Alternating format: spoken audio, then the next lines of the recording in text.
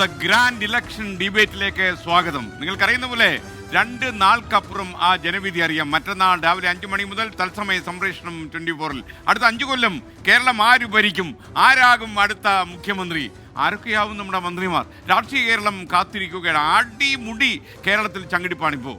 വിധി അറിയാൻ ഓരോ പാർട്ടിയും കൂട്ടിയും കിഴിച്ചും അവസാനവട്ട കണക്കൂട്ടലിലാണ്. അതിനിടയിൽ കുന്നത്ത് നാട്ടിൽ നിന്ന് ഞാൻ 564 വോട്ടുകൾക്ക് വിജയിക്കുമെന്നൊരു സിറ്റിംഗ് MLA പറയുന്നുണ്ടായിരുന്നു. അപ്പം ആ രീതിയിലാണ് വിജയപരാജയങ്ങൾ കണക്കുകൂട്ടുന്നത്. എന്തായാലും മുന്നണികളും രാഷ്ട്രീയ കക്ഷികളും വളരെ ഉത്കണ്ഠയുടെ പിച്ചാത്തി മുന്നിൽ കുത്തിയിരിക്കുന്ന ഒരു വേളയിലാണ് നമ്മൾ ഈ പരിപാടി ആരംഭിക്കുന്നത്.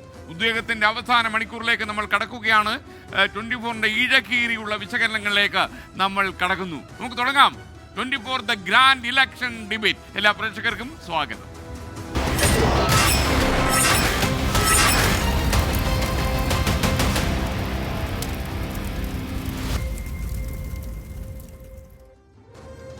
ഈ പരിപാടിയിൽ എനിക്കൊപ്പം ചേരുന്നു KR ഗോപികൃഷ്ണൻ, അസിത സഹീർ,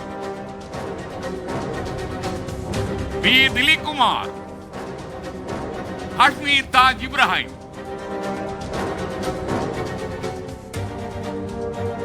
എല്ലാവർക്കും സ്വാഗതം. കേരളം ആര് ഭരിക്കുമെന്നറിയാൻ ഇനി മണിക്കൂറുകൾ മാത്രമേ ബാക്കിയുള്ളൂ. തിങ്കളാഴ്ച രാവിലെ ഏതാണ്ട് ഒരു 10-11 മണിയാകുമ്പോൾ നമുക്ക് നല്ല സൂചനകൾ ലഭിക്കും. പിണറായി വിജയൻ സർക്കാരിന് 3-ാം ഊഴം വരുമോ, അതോ UDF-ന്റെ ഗംഭീര തിരിച്ചുവരവുണ്ടാകുമോ, BJP-യുടെ അക്കൗണ്ട് വീണ്ടും തുറന്നു കിട്ടുമോ? കേരളത്തിൽ ആവേശം നിറഞ്ഞ, ആകാംക്ഷ നിറഞ്ഞ പ്രതീക്ഷകളിലാണ് രാഷ്ട്രീയ കേരളം. അടുത്ത 5 കൊല്ലം കേരളത്തെ നയിക്കുന്ന ക്യാപ്റ്റൻ ആരായിരിക്കും എന്നാണ് നെഞ്ചിടിപ്പ് കൂട്ടുന്ന ഏറ്റവും വലിയ വിഷയങ്ങളിൽ ഒന്ന്.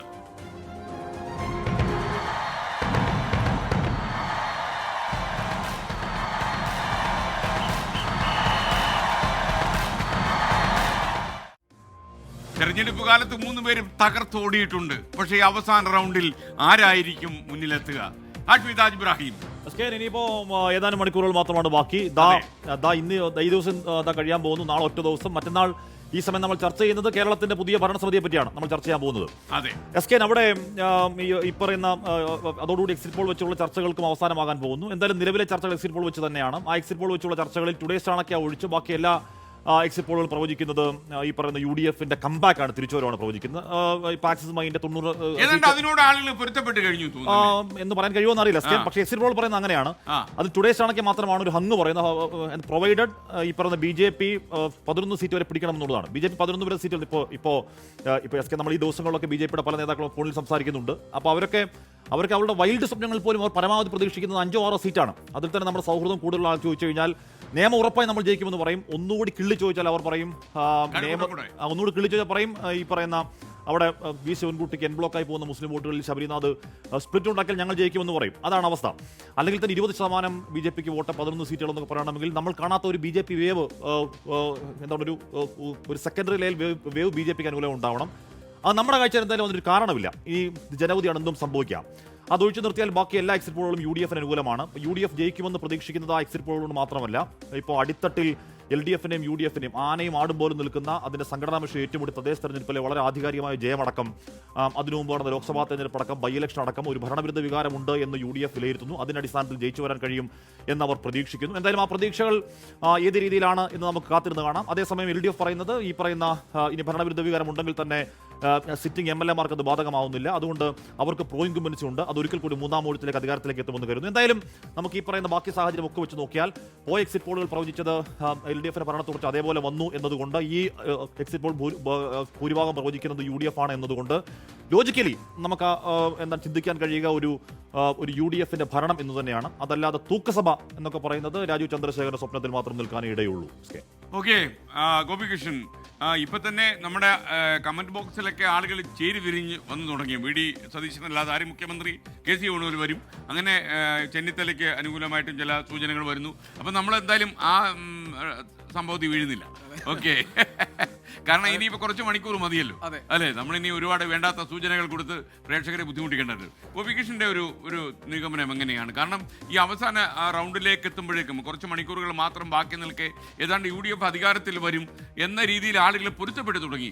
ഈ മാധ്യമങ്ങളുടെ പ്രചാരണ പരിപാടിയാണോ അതോ ഓൺലൈൻ മീഡിയകളുടെ കലാപരിപാടിയാണോ? അല്ല SK, ഈ താങ്കൾ സൂചിപ്പിച്ചതുപോലെ തന്നെ ആളുകൾ ഏതാണ്ട് ആ ഒരു ജനവിധിയോട് അല്ലെങ്കിൽ അത് വരും എന്നൊരു പ്രതീക്ഷയിൽ നിൽക്കുകയോ അല്ലെങ്കിൽ അതിനോട് പൊരുത്തപ്പെടുകയോ ചെയ്തിട്ടുണ്ട്. എനിക്കൊന്ന് മുന്നണികളും രാഷ്ട്രീയ നേതാക്കളും രാഷ്ട്രീയ കക്ഷികളും ഒക്കെ ഏതാണ്ട് അതേ ജനവിധി തന്നെ പ്രതീക്ഷിക്കുന്നു എന്നാണ്. എക്സിറ്റ് പോളുകൾ എക്സാക്ട് പോളുകൾ ആവണമെന്ന് നിർബന്ധമില്ല. അതേസമയം തന്നെ വന്നിരിക്കുന്ന എക്സിറ്റ് പോളുകളിൽ മഹാഭൂരിപക്ഷവും UDFന്റെ ഒരു തിരിച്ചുവരവ് പ്രവചിക്കുകയാണ്. അതിനിടയിൽ വളരെ രസകരമായി തോന്നിയ ഒരു കാര്യം, ഒരു തൂക്ക് സഭയ്ക്കുള്ള സാധ്യത കേരളത്തിൽ ആദ്യമായി, ചരിത്രത്തിൽ ആദ്യമായി അങ്ങനൊരു സാഹചര്യം സൃഷ്ടിക്കപ്പെടുമോ എന്നുള്ളതാണ്. 0 മുതൽ 13 സീറ്റ് വരെ BJPക്ക് അല്ലെങ്കിൽ NDAക്ക് പ്രവചിക്കപ്പെട്ടിരിക്കുന്ന അതുണ്ട്, ചരിത്രത്തിലുണ്ട്. അപ്പോൾ അങ്ങനെ ഒരു സാധ്യത BJPക്ക് അങ്ങനെ 13 സീറ്റ് വരെ കിട്ടാനുള്ള ഒരു സാഹചര്യം ഉണ്ടോ എന്നൊക്കെ തോന്നിപ്പിക്കും വിധമുള്ള ചില പ്രവചനങ്ങൾ കൂടി വരുന്നുണ്ട്. ഏതായാലും നിലവിലെ സാഹചര്യത്തിൽ UDF ഭരണമാറ്റം അതിന്റെ UDF വരികയാണെങ്കിലും അതല്ല ഇടതുമുന്നണിക്ക് ഒരു ഭരണ തുടർച്ചയാണെങ്കിലും കേരളത്തിന്റെ പൊളിറ്റിക്കൽ ലാൻഡ്സ്കേപ്പിൽ വലിയ മാറ്റങ്ങൾ സംഭവിക്കാൻ പോകുന്നു എന്ന് വേണം നമ്മൾ കരുതാൻ.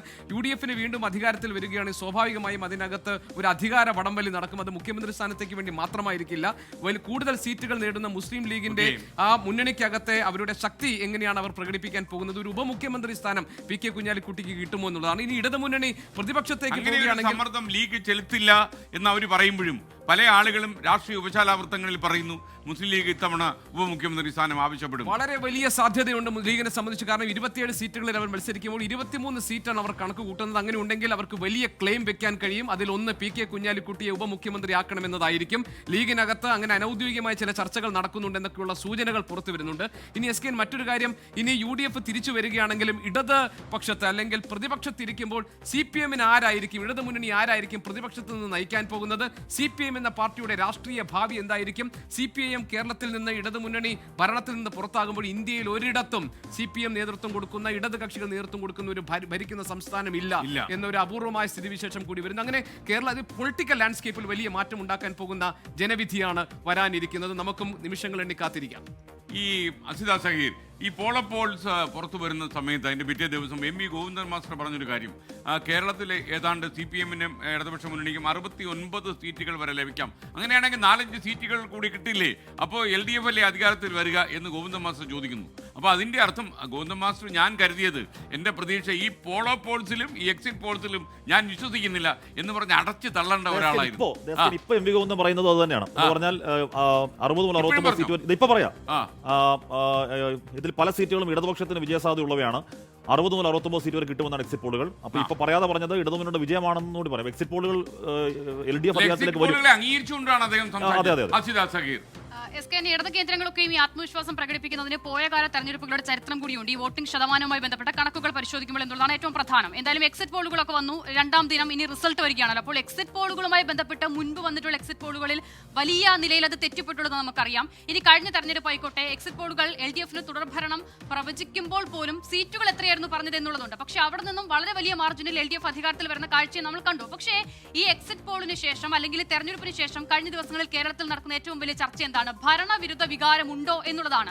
ഇനി നേരിയ മാർജിനിലാണ് UDF അധികാരത്തിൽ വരുന്നത് എങ്കിൽ പോലും അതിനെ ഭരണവിരുദ്ധ വികാരം എന്ന് വിലയിരുത്താനാകുമോ, വ്യാഖ്യാനിക്കാനാകുമോ എന്നുള്ളതാണല്ലോ ഒരു വലിയ ചർച്ചയായി നടക്കുന്നത്. അപ്പോൾ ഈ വിഷയവുമായി ബന്ധപ്പെട്ടാണ് എനിക്ക് ചില കാര്യങ്ങൾ തുടക്കത്തിൽ പറയാനുള്ളത്. ഇതിൽ നമ്മൾ ആദ്യം മനസ്സിലാക്കേണ്ടത്, ലോകത്ത് നടക്കുന്ന എല്ലാ തെരഞ്ഞെടുപ്പുകളിലും അത് ഏത് തെരഞ്ഞെടുപ്പ് ആയിക്കോട്ടെ അതിലൊക്കെയും ഒരു ഭരണവിരുദ്ധ വികാരമുണ്ട്. ചില നേതാക്കളോട്, വ്യക്തികളോട് ഉള്ള വികാരം, എതിർ വികാരമുണ്ട്. അത് ഫാക്റ്റ് ആണ്. നമ്മൾ ഇനി അത് എത്ര ഇല്ല എന്ന് പറഞ്ഞാലും അതുണ്ട്. നമ്മൾ 100 പേരുടെ ഒരു അഭിപ്രായം ചോദിക്കുകയാണ്.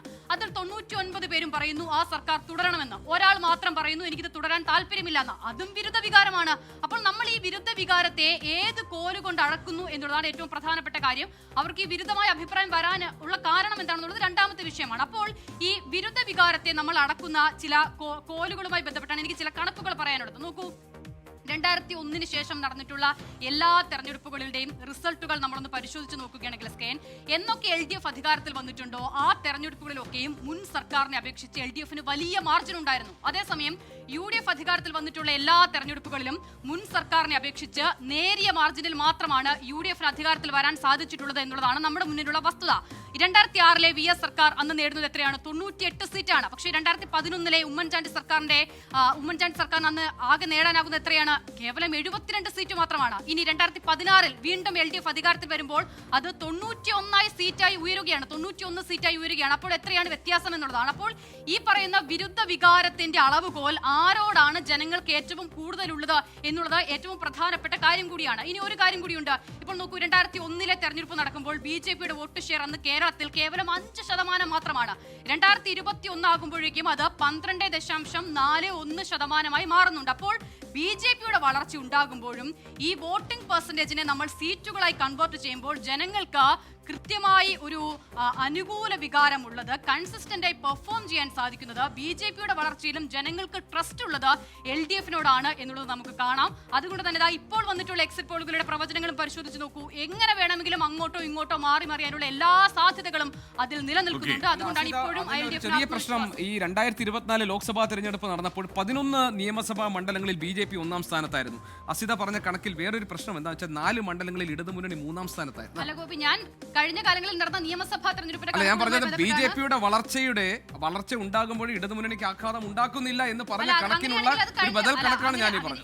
ഈ പാർലമെന്റ് തെരഞ്ഞെടുപ്പിലും തദ്ദേശ തെരഞ്ഞെടുപ്പിലും ഉണ്ടാകുന്ന വോട്ടിംഗ് കണക്കുകളെ, വോട്ടിംഗ് പാറ്റേണിനെ BJPയുടെ വളർച്ച ഈ പറയുന്ന 2001 അങ്ങനെ പറയേണ്ട വളർച്ചയ്ക്ക് എത്രയുണ്ടോ ഉണ്ടെങ്കിലും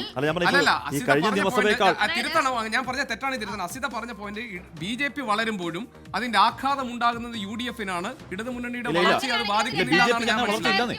അത് കണക്ക് BJP കഴിഞ്ഞ നിയമസഭാ തെരഞ്ഞെടുപ്പ് നോക്കിക്കഴിഞ്ഞാൽ BJP കഴിഞ്ഞ നിയമസഭാ തെരഞ്ഞെടുപ്പിൽ കിട്ടിയത് 12.5% വോട്ടാണ്. അതിനു മുമ്പ് കിട്ടിയത് 15% വോട്ടാണ്. 3% കുറവാണ് അവർ കഴിഞ്ഞ നിയമസഭയിൽ കിട്ടിയത്.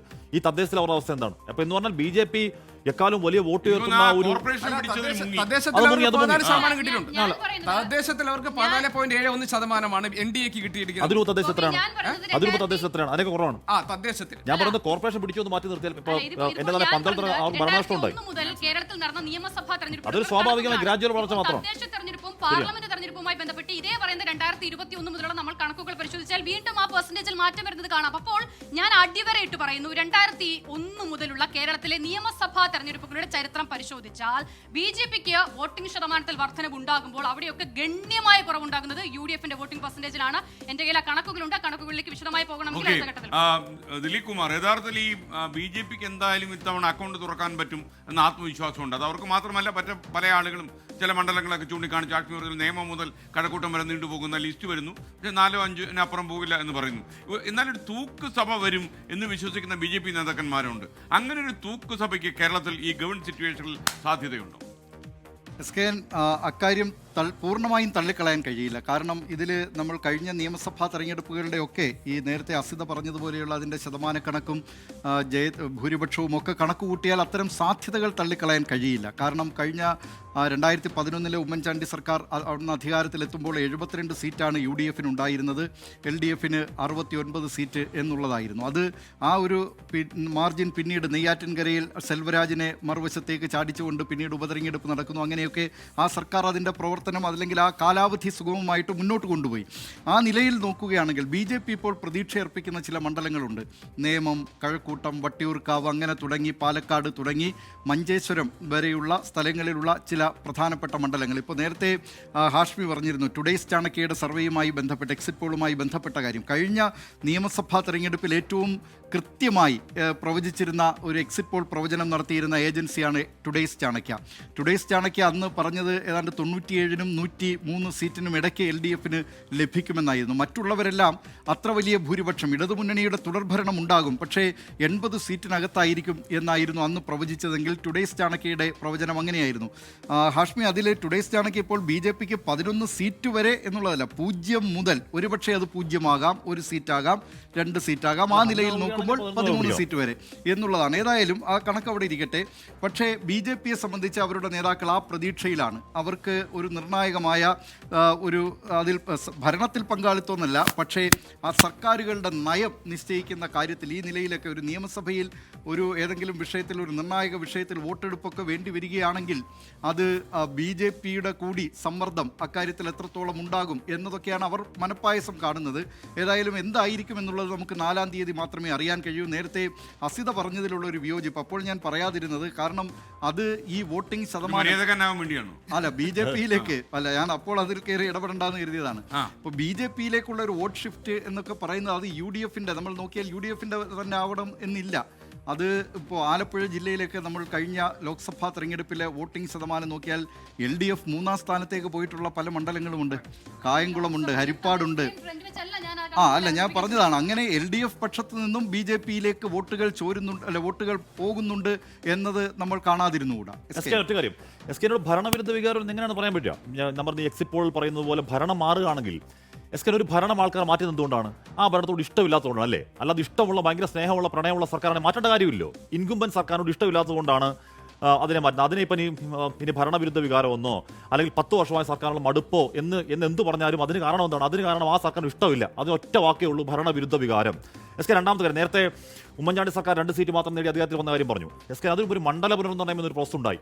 ആ മണ്ഡല പുനർനിർണ്ണയം എന്ന പ്രോസസ് കഴിയുമ്പോഴേക്കും ഏറ്റവും ചുരുങ്ങി 56 മുതൽ 60 സീറ്റ് വരെ. ഇനി എവിടെ മാരകമായ രാഷ്ട്രീയ സാഹചര്യം ഉണ്ടായാലും LDFന് ജയിച്ചു കയറാൻ കഴിയുന്ന രീതിയിൽ ചെത്തി മിനുക്കി വെട്ടി അലുവ പോലെ വെച്ചിരിക്കുകയാണ്. ഞാൻ പറഞ്ഞു കൊടുത്തേക്കോട്ടെ,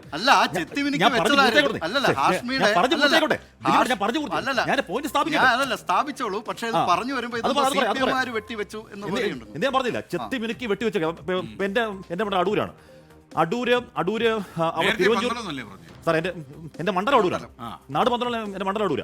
അവിടെ തിരുവഞ്ചൂർ 17,000 വോട്ട് ജയിച്ചുകൊണ്ടിരുന്ന ഒരു സ്ഥലമാണ്. ഇപ്പോൾ അദ്ദേഹത്തിന്റെ വ്യക്തിപ്രഭാവം ഒക്കെ മാറ്റി നിർത്തിയാലും ഒരു 5,000-7,000 വോട്ട് ഡിഫറൻസ് LDF തമ്മിലുണ്ട്.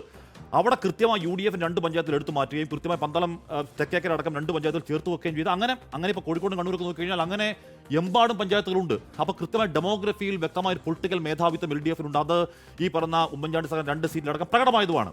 അതിനെ മറികടന്ന് അതിനെ മറികടന്ന് ഈ പറയുന്ന ഏറ്റവും അധികം കേഡർഷിപ്പോടുകൂടി താഴെ പ്രവർത്തിക്കുന്ന ഒരു സംഘടനാ സംവിധാനത്തെ മറികടന്ന് മാത്രം ഇത്രയധികം പരസ്യങ്ങൾ, ഇത്രയധികം വികസന പ്രവർത്തനങ്ങൾ നടത്തിയെന്ന് സർക്കാർ എന്ന് പറയുന്നത് വിശ്വസിക്കുകയാണെങ്കിൽ അതിനെ മറികടന്ന് UDF അധികാരത്തിലേക്ക് എത്തിയാൽ അതിനെ പിന്നെ പിടിക്കുന്നത് ഭരണവിരുദ്ധ വികാരം എന്നത് ഭരണാധികാര വികാരം എന്നാണോ? ഈ ഹാഷ്മി പറഞ്ഞതിൽ ഈ മണ്ഡല പുനർനിർണ്ണയമാണല്ലോ 2011 അതിന് ആ തെരഞ്ഞെടുപ്പ് നടന്നത് പുതിയ മണ്ഡല പുനർനിർണ്ണയത്തിന്റെ അടിസ്ഥാനത്തിലാണ്. അന്ന് യഥാർത്ഥത്തിൽ കേന്ദ്രത്തിൽ UPA സർക്കാരിന്റെ കാലമാണ്. ആ സർക്കാരിന്റെ കാലത്ത്, അല്ലെങ്കിൽ സർക്കാരിന് സ്വാധീനമില്ല എന്നൊക്കെ നമുക്ക് പറയാം തെരഞ്ഞെടുപ്പ് കമ്മീഷന്റെ നടപടികൾ. ഏതായാലും അക്കാലത്ത് ഈ മണ്ഡല പുനർനിർണ്ണയവുമായി ബന്ധപ്പെട്ട് രാഷ്ട്രീയ പാർട്ടികൾ ഇതിന് ഓരോ ചില ആൾക്കാരെ, നേതാക്കളെ നിയോഗിച്ചിരുന്നു. ഈ കമ്മീഷന് മുന്നിൽ പോയി വാദഗതികൾ അവതരിപ്പിക്കുന്നതിന് വേണ്ടി. കോടിയേരി ബാലകൃഷ്ണന്റെ നേതൃത്വത്തിലായിരുന്നു CPIMന്റെ ആ നേതാക്കൾ അവിടെ തെരഞ്ഞെടുപ്പ് കമ്മീഷന് മുന്നിൽ പോയി അവരുടെ വാദം അവതരിപ്പിച്ച് ആ മണ്ഡലത്തിൻ്റെ ഘടന ഇങ്ങനെയായിരിക്കണം, ആ മണ്ഡലത്തെ ഇന്ന പ്രദേശങ്ങൾ ചേർത്ത് വയ്ക്കണം എന്നൊക്കെയുള്ള നിലയിലുള്ള, അല്ലെങ്കിൽ അതിൻ്റെ ഡെമോഗ്രഫിയും അത്തരം കാര്യങ്ങളൊക്കെയുള്ള ആ പാർട്ടിയുടെ കാര്യങ്ങൾ അറിയിച്ചിരുന്നു. കോൺഗ്രസും വിട്ടിരുന്നു ഒരു സമിതിയെ. പക്ഷേ ആ നേതാക്കൾ പലരും ഇതിന്റെ ഈ സമിതിക്ക് മുന്നിൽ പോയിട്ടില്ല എന്നുള്ളത് ഘടന വന്നപ്പോഴാണ്. CPM നന്ദി പറയേണ്ടത് സാക്ഷാൽ പാലോടിയോടും കോടിയേരിയോടും. അവർ കൃത്യമായ ഹോംവർക്ക് നടത്തി അവിടെ പോയി ഏത് രീതിയിൽ CPMന് അനുകൂലമായി മണ്ഡലം വെട്ടാമോ ആ രീതിയിലൊക്കെ കൃത്യമായി നടത്തി. ഇവിടെ കോൺഗ്രസ് വിട്ടാരെന്നറിയോ? PP ജോർജിനെയും PV ഗംഗാധരനെയായിരുന്നു അന്ന്. എന്ന് പറഞ്ഞാൽ MP ഗംഗാധരനായിരുന്നു അന്ന്. പ്രശ്നം എന്ന് അറിയാം, അവർ കരുണാകരന്റെ കൂടെ നിൽക്കുകയും അതിനകത്ത് പ്രശ്നം ഉണ്ടാവുകയും അത് കഴിയുമ്പോഴേക്കും DAC ഉണ്ടാക്കി കൂടെ പോയിരുന്നവരാണ്. അവരവിടെ പോയി ഉറങ്ങി. അപ്പോൾ അതാണെങ്കിൽ അത് കോൺഗ്രസ് പഠിക്കുകയില്ല ചെയ്തിട്ട്. പക്ഷേ എന്തായാലും മണ്ഡല പുനർനിർണ്ണയം കേരളത്തിന്റെ ഇലക്ഷൻ രാഷ്ട്രീയത്തിൽ CPMന് ഉണ്ടാക്കി കൊടുത്ത കടുത്ത ഡെമോഗ്രാഫിക് അടിത്തറ. അതിനുശേഷം തെരഞ്ഞെടുപ്പിൽ അത് പ്രകടമായി വ്യക്തമായി. ഗോപികൃഷ്ണൻ, നമുക്ക് ഈ ലേറ്റസ്റ്റ് ആയ ഒരു കാര്യം കൂടി നമുക്ക് ഒന്ന് ചർച്ചയ്ക്കെടുത്താൽ കൊള്ളാം. അതായത് ഈ Kunnathunad sitting MLA PV Sreenijan, അദ്ദേഹം ഈ 564 വോട്ടിന്റെ ഒരു കണക്കുമായിട്ട് ഇപ്പോൾ വരേണ്ട യാതൊരു കാര്യമില്ല. 554 വോട്ടാണ്. അദ്ദേഹം ഏതാണ്ട് 6000 വോട്ട് പാർട്ടി കണക്കനുസരിച്ച് തനിക്ക് കിട്ടിയിട്ടില്ലെന്നും തദ്വാര 554 വോട്ടിൽ അദ്ദേഹം മുന്നിൽ കയറുമെന്നും അദ്ദേഹം ഒരു ഫേസ്ബുക്ക് പോസ്റ്റ് ഇട്ടിരിക്കുന്നു. എനിക്ക് തോന്നുന്നു ഒരുപക്ഷെ ഒരു തെരഞ്ഞെടുപ്പ് ഫലം വരുന്നതിന് മുമ്പ് ആദ്യമായിട്ടായിരിക്കും ഇങ്ങനെ സത്യസന്ധമായ ഒരു പ്രഖ്യാപനം ഒരു MLA നടന്നത്. അതല്ല SK, എനിക്ക് തോന്നുന്നു ഈ CPM-ന്റെ പാർട്ടി നടത്തിയിട്ടുള്ള വിലയിരുത്തലിൽ അവർക്ക് കിട്ടും എന്നവർ പ്രതീക്ഷിക്കുന്ന സീറ്റിൽ കുന്നത്തുനാടിന് ചേർത്ത് നമുക്ക് അദ്ദേഹത്തിന്റെ ഓഡിയോ കൂടി ഒന്ന് കേൾക്കാം. നമ്മളോട് സംസാരിച്ചപ്പോ ശരി, അപ്പൊ നമുക്കത് കൊടുക്കാം. ഗോപി പറഞ്ഞോളൂ. അല്ല, ഞാൻ പറഞ്ഞത് കുന്നത്തുനാടിന് യഥാർത്ഥത്തിൽ CPM അവർക്ക് ജയിച്ചു കയറാൻ പറ്റുന്ന പട്ടികയിൽ ഉൾപ്പെടുത്തിയിട്ടുണ്ട്, മണ്ഡലങ്ങളുടെ പട്ടികയിൽ. ഇപ്പോ എറണാകുളത്ത് 14 മണ്ഡലങ്ങളാണ്. അതിൽ CPM അതിൽ 5 സിറ്റിംഗ് സീറ്റുകൾ നിലനിർത്തുന്നതായിരുന്നു CPM-ന്റെ പ്രാഥമികമായ വിലയിരുത്തൽ. അതിൽ കളമശ്ശേരി, കുന്നത്തുനാട്, വൈപ്പിൻ, കൊച്ചി, കോതമംഗലം, ഈ 5 സീറ്റുകളായിരുന്നു. അവിടെ കുന്നത്തുനാട്, പക്ഷേ ഇപ്പോൾ ശ്രീനിജൻ പറയുന്നു അങ്ങനെയല്ല പാർട്ടി വിലയിരുത്തിയിരിക്കുന്നത്. പാർട്ടി വിലയിരുത്തുന്ന 6000 വോട്ടിന് ഞാൻ പിന്നിലാകുമെന്നാണ്. പിന്നെ എനിക്ക് കുറെ വ്യക്തിപരമായ വോട്ടുകളുണ്ട്, അതെല്ലാം കിട്ടുമ്പോൾ അതും ഈ തെരഞ്ഞെടുപ്പ് ഈ വോട്ട് എണ്ണിയിട്ട് കണക്ക് പറയുന്ന പോലെയാണ് പറഞ്ഞത്. 554 അങ്ങനെ ഒരു കണക്കാണ് പറഞ്ഞത്. അല്ലാതെ ഇന്നലെ PVN നമ്മുടെ എൻകൗണ്ടർ ഉണ്ടായിരുന്നു. അപ്പൊ ഞാൻ ചോദിച്ചു, തോറ്റു കഴിഞ്ഞാൽ മൊട്ടടിച്ച് കംപ്ലീറ്റ് നടക്കുമെന്ന് ഉറപ്പാണെന്ന് ചോദിച്ചു. അപ്പോൾ അത് പുള്ളി പറഞ്ഞു, അത് ഞാൻ പറഞ്ഞത് എന്ന് പറഞ്ഞാൽ അദ്ദേഹം തോക്കുമോ എന്ന ആശങ്കയിൽ കുറേയധികം പ്രവർത്തകർക്ക് ഉറക്കം നഷ്ടപ്പെട്ടു, അവർക്ക് മാനസിക പ്രശ്നം ഉണ്ടായി. അപ്പൊ അവർക്ക് കോൺഫിഡൻസ് കൊടുക്കാൻ വേണ്ടി ഞങ്ങൾ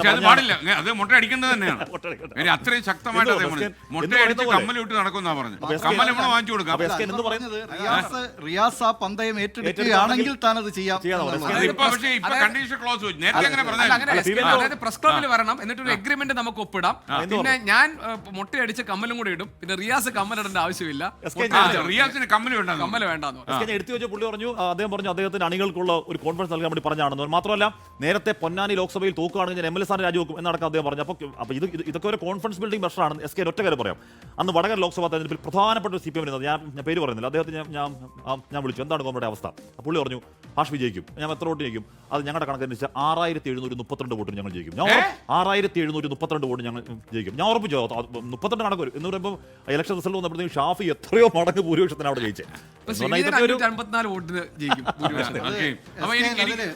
നമുക്ക് തിങ്കളാഴ്ച രാവിലെ വരാൻ പോകുന്ന തെരഞ്ഞെടുപ്പ് ഫലവും ഈ കുന്നത്താട് MLA-യുടെ പ്രഖ്യാപനം തമ്മിൽ കൂട്ടി വായിക്കേണ്ട കാര്യമുണ്ടോ? അത് ശ്രീനിജന്റെ ഒരു വ്യക്തിഗത മികവ് കൂടി കൊണ്ടാണ്. അതായത് CPIM-ന്റെ പിന്തുണ കൊണ്ട് മാത്രമല്ല, തന്റെ ഒരു വ്യക്തിഗത മികവ് കൊണ്ടുകൂടി ആയിരിക്കും താൻ ജയിക്കുക, അങ്ങനെ ജയിക്കുകയാണെങ്കിൽ എന്ന് സ്ഥാപിക്കുന്നതിന് വേണ്ടി നേരത്തെ ഓടുന്ന പൊട്ടിക്ക് ഒരു മുഴം മുമ്പേ എറിയുക എന്നുള്ളത് കൊണ്ടുകൂടിയാണ്. അത് ശ്രീനിജന്റെ അല്ല, അതാ പറഞ്ഞത്. ശ്രീനിജന്റെ രാഷ്ട്രീയ വഴി തന്നെ ശ്രീനിജൻ ഞാറക്കൽ നേരത്തെ കൊണ്ട് സ്ഥാനാർത്ഥിയായിട്ട് നിന്ന് പരാജയപ്പെടുകയും പിന്നീട് കുന്നത്തുനാട്ടിലേക്ക് കുന്നത്തുനാട്ടിലേക്ക് വരികയും കുന്നത്തുനാട്ടിൽ അവിടെ സാബു M. ജേക്കബുമായിട്ടുള്ള വ്യക്തിപരമായിട്ടുള്ള വിരോധം, അങ്ങനെ അതെല്ലാം കൊണ്ട് ഏതായാലും ഈ അവിടെ വലിയ ബന്ധം ശ്രീനിജനുണ്ട്. ഈ MLA എന്നുള്ള നിലയിലൊക്കെ വലിയ ബന്ധം ഉണ്ടാക്കിയിട്ടുണ്ട്. അതൊരു പക്ഷേ ആ വ്യക്തിഗതമായിട്ടുള്ള ബന്ധം അദ്ദേഹത്തിന് ഗുണകരമാകും എന്ന കണക്കൂട്ടലാകും.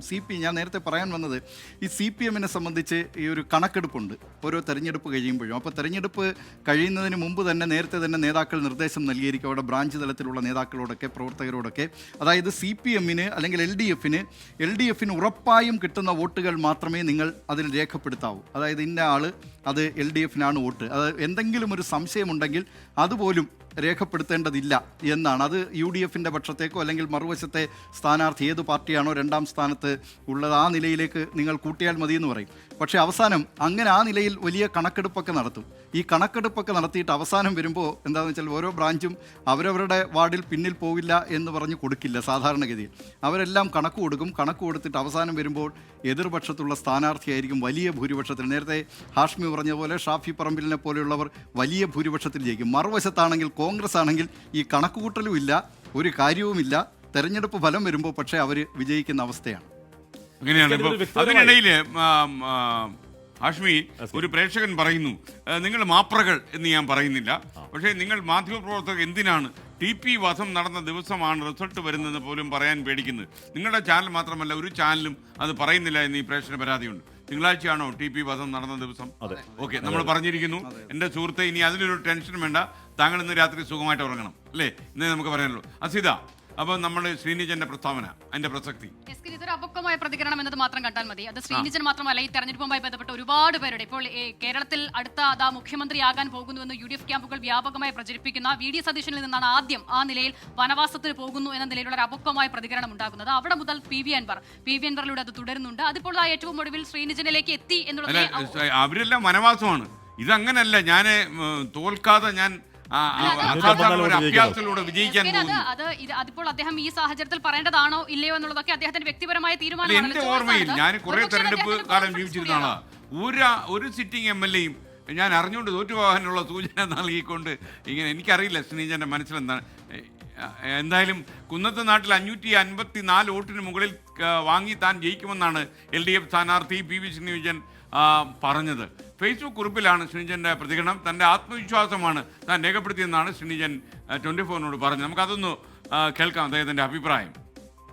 എന്റെ മണ്ഡലത്തിൽ എന്ത് നടക്കുമെന്ന് കൃത്യമായിട്ട് എനിക്ക് അറിവിന്റെ അടിസ്ഥാനത്തിലാണ് ഞാൻ അങ്ങനെ തന്നെ, കാരണം ഒരു തെരഞ്ഞെടുപ്പ് ആവുമ്പോൾ കഴിഞ്ഞ 5 വർഷം MLA ആയിരുന്നുകൊണ്ട് ഞാൻ ചെയ്ത കാര്യങ്ങൾ എങ്ങനെയാണ് ഒരു ന്യൂട്രൽ വോട്ടുകൾ, ഇപ്പൊ പാർട്ടി കണക്കുകളിൽ ഞാൻ പുറകിലാണെങ്കിലും അതിലപ്പുറം കൃത്യമായിട്ട് കോൺഗ്രസ് വോട്ടുകൾ എവിടെ നിന്നാണ് എനിക്ക് കിട്ടിയിരിക്കുന്നത്, അല്ലെങ്കിൽ 2020 വോട്ടുകൾ എവിടെ നിന്നാണ് കിട്ടിയിരിക്കുന്നത്, ന്യൂട്രൽ വോട്ടുകൾ എവിടെ നിന്നാണ് കിട്ടിയിരിക്കുന്നത് എന്ന് കൃത്യമായിട്ട് അറിവുള്ള ഒരാള് ഞാൻ മാത്രമാണ്.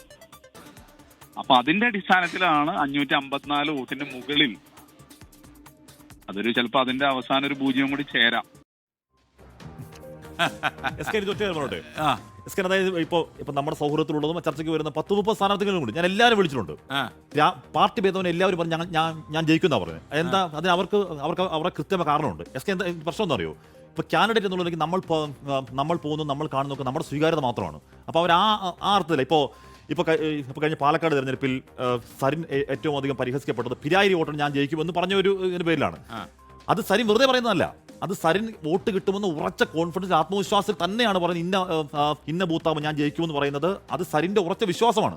അതുപോലെ ഓരോ സ്ഥാനാർത്ഥിക്കും ഞാൻ ജയിക്കുമെന്ന് ഉറച്ച വിശ്വാസം ഉണ്ടാവാൻ കാരണം അവൻ കണ്ട ആ സ്ഥാനാർത്ഥി കണ്ട കാഴ്ചകൾ, സ്ഥാനാർത്ഥി കിട്ടിയ സ്വീകരണം. പക്ഷേ അത് പുറത്തുനിന്നൊരാൾ നോക്കുമ്പോൾ മാത്രമാണ് അത് അവന്റെ മാത്രം കാഴ്ചയാണ് എന്ന് മനസ്സിലാവുള്ളൂ. അതുപോലൊരു കാഴ്ചയാവണം. ചിലപ്പോൾ അതല്ല, ഇനി 554 എന്നൊക്കെ പറയുമ്പോൾ നമ്മൾ കാണാത്ത ആ സ്പന്ദനം കൃത്യമായി ശ്രീനിജൻ അറിഞ്ഞു. ഇനി ഏതാണ്ട് 600 വോട്ട് ജയിച്ചു. കോൺഫിഡൻസ് ഉണ്ട്. അസിത സംസാരിച്ചുകൊണ്ടിരിക്കുകയായിരുന്നു. എന്താണ് ആ മനസ്സിൽ? ഞാൻ ഈ ചർച്ചയുടെ ആദ്യഘട്ടത്തിൽ തന്നെ പറഞ്ഞു തുടങ്ങിയല്ലോ, ഈ ഭരണവിരുദ്ധ വികാരത്തെ നമ്മൾ ശ്രീനിജന്റെ കാര്യം പറഞ്ഞുകൊണ്ടിരിക്കുമ്പോഴാണ് ഞാൻ മുറിച്ചു പോയത്. അതെ, ശ്രീനിജന്റെ കാര്യത്തിൽ ഇപ്പോൾ അവസാനം പറഞ്ഞതുപോലെ തന്നെ അത് ശ്രീനിജൻ ആ സംഖ്യയിലേക്ക് എത്തുന്നത് ഒരുപക്ഷെ ശ്രീനിജന്റെ കോൺഫിഡൻസ് ആകാം. തെരഞ്ഞെടുപ്പിൽ മത്സരിച്ച ഒരു സ്ഥാനാർത്ഥിക്ക് അതിനു മുൻപ് അതേ മണ്ഡലത്തിൽ സാമാജികനായിരുന്ന ഒരു വ്യക്തിക്ക് അങ്ങനെ ഒരു ഫിഗറിലേക്ക് എത്താൻ കഴിയുന്നു എന്നത് അദ്ദേഹത്തിന്റെ കോൺഫിഡൻസ് തന്നെ വേണമെങ്കിൽ വ്യാഖ്യാനിക്കും. അത്രയും ടൈറ്റ് ഫൈറ്റ് നടക്കുന്ന ഒരു സാഹചര്യത്തിൽ കൂടി കോൺഫിഡൻസ് നമുക്കൊന്ന് കീറി മുറിക്കാം തിങ്കളാഴ്ച. അതെ, തീർച്ചയായും. എന്തായാലും അത് അറിയാൻ ഇനി മണിക്കൂറുകളുടെ മാത്രം അവിടെ ശ്രീനിജൻ മണ്ഡലത്തിൽ പ്രവർത്തിച്ച ആളാണ്. അങ്ങനെ മാരകമായ ഭരണവിരുദ്ധ വികാരം ഉണ്ടാവാൻ ഇടയുള്ള ആളോന്ന് അറിയില്ല. ശ്രീനിജൻ അവിടെ ഗ്രൗണ്ടിലുണ്ടായിരുന്നു, ആൾക്കാർക്കൊപ്പം ഉണ്ടായിരുന്നു. ശ്രീനിജൻ ആൾക്കാർക്ക് ഇഷ്ടമാണ്.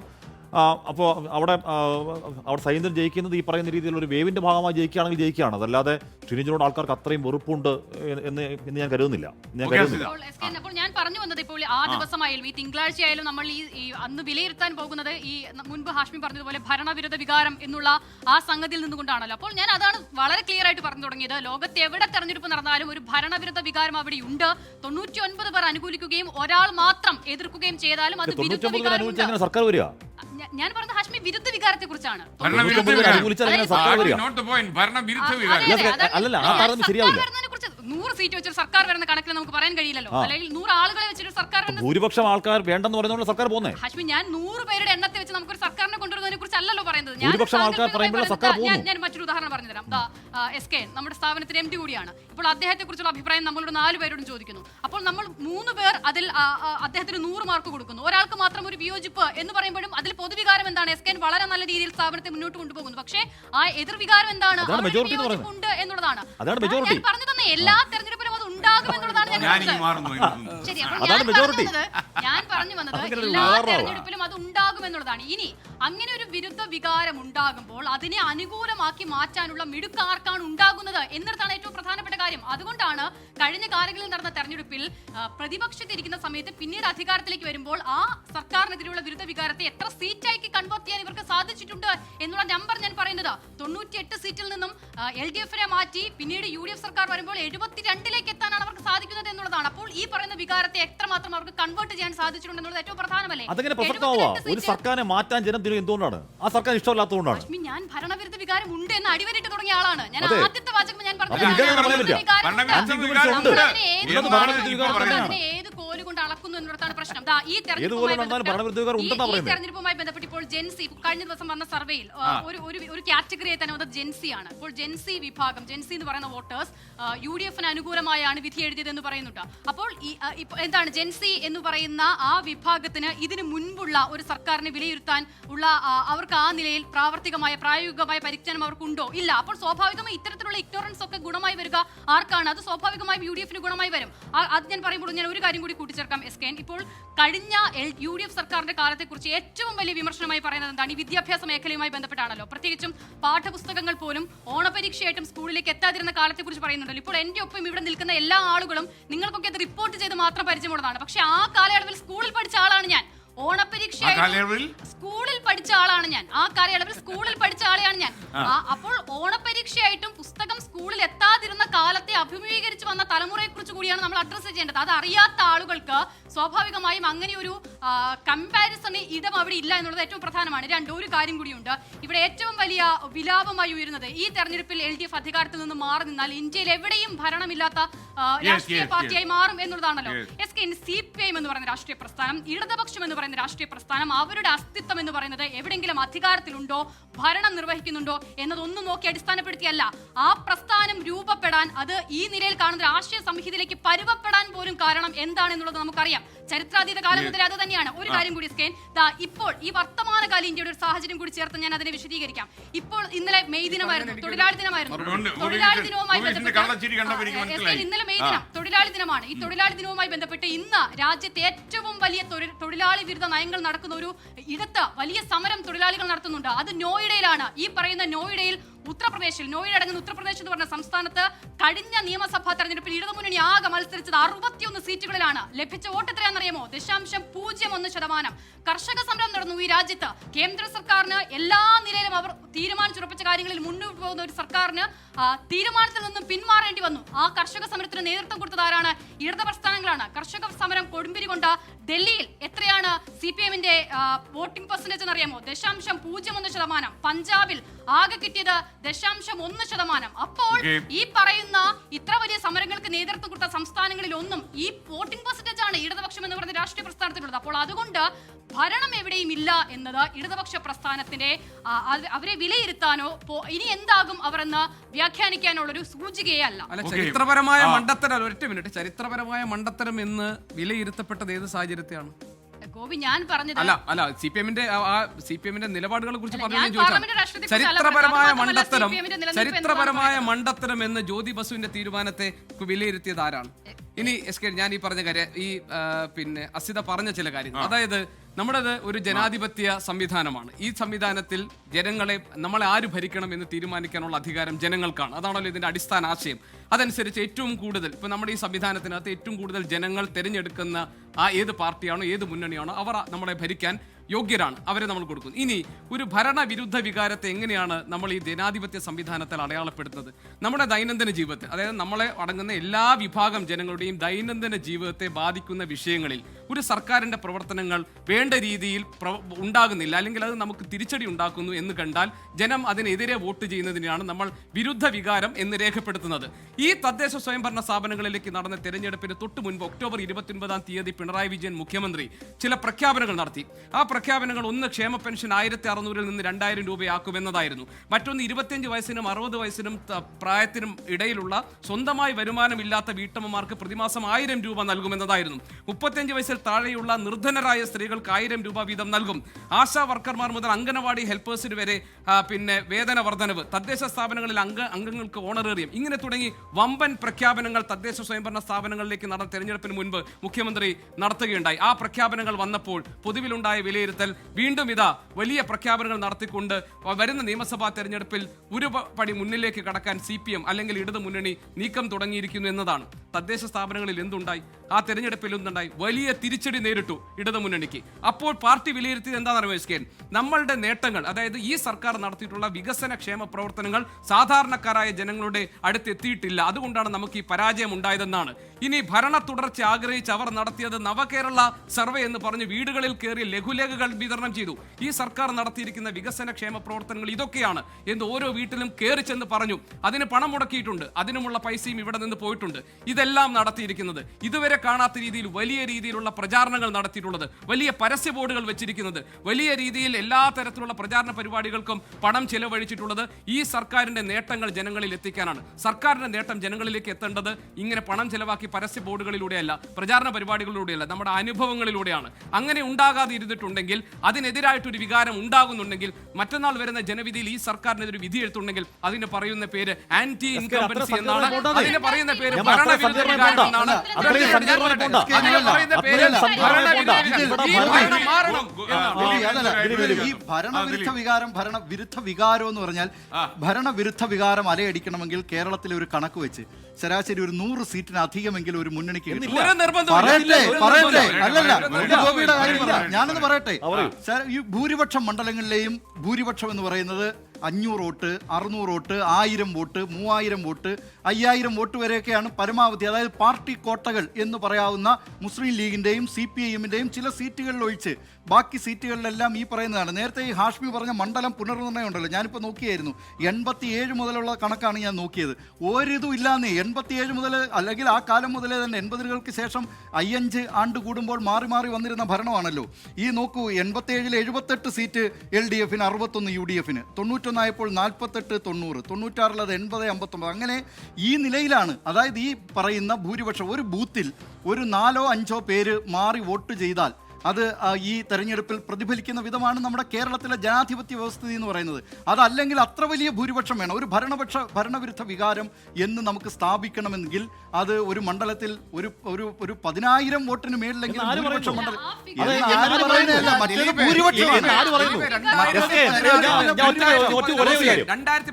ഉമ്മൻചാണ്ടി സർക്കാരിനെതിരെ വലിയ ആരോപണങ്ങൾ ഉന്നയിച്ച് ഓർമ്മയുണ്ടല്ലോ. ബാർക്കോഴ ആരോപണം ഉണ്ടായിരുന്നു, സോളാർ വിവാദം ഉണ്ടായിരുന്നു. ഇങ്ങനെ പ്രധാനപ്പെട്ട ആരോപണങ്ങൾ ഉന്നയിച്ച് തെരഞ്ഞെടുപ്പിന് തൊട്ട് മുൻപ് അത് വലിയ പ്രചാരണ ആയുധമാക്കി നടത്തിയ രാഷ്ട്രീയ നീക്കത്തിന്റെ കൂടി ഭാഗമായിട്ട് 2021 വീണ്ടും തുടർഭരണം ഉണ്ടാകുമ്പോൾ സാഹചര്യം വേറെയായിരുന്നു. കോവിഡ് എന്ന മഹാമാരി, പ്രളയം എന്ന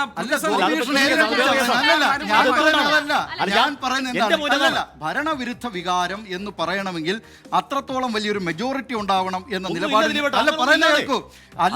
അല്ലെങ്കിൽ ജനാധിപത്യത്തിലെ സാങ്കേതികമായിട്ടുള്ള വാക്കായ ഭൂരിപക്ഷം എന്നാണ് നമ്മൾ 71 സീറ്റ്. ഞാനൊന്ന് പറയട്ടെ, 71 സീറ്റ് UDF-ന് കിട്ടുന്നു, അല്ലെ UDF-ന് കിട്ടുന്നു എന്ന് കരുതുക. 69 അതെങ്ങനെ ഒരു ഭരണവിരുദ്ധ വികാരമാകുന്നത്? അത് ഭൂരിപക്ഷമാണ്. അത് ഭൂരിപക്ഷം, അത് ജനാധിപത്യ വ്യവസ്ഥ അല്ല, അത് ജനാധിപത്യ വ്യവസ്ഥയിലെ ഭൂരിപക്ഷം എന്നാണ് അതിന് പറയുന്നത്. ഭൂരിപക്ഷം എന്നാണ് പറയുന്നത്. അല്ല, അതിനെ ഭൂരിപക്ഷം എന്നാണ് പറയുന്നത്.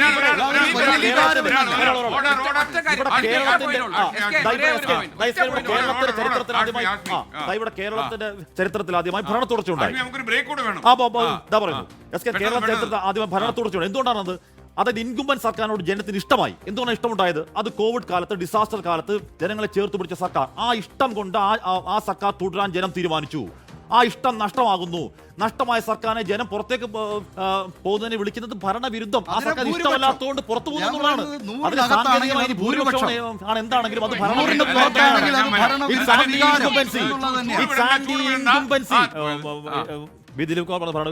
സാങ്കേതികമാണ്.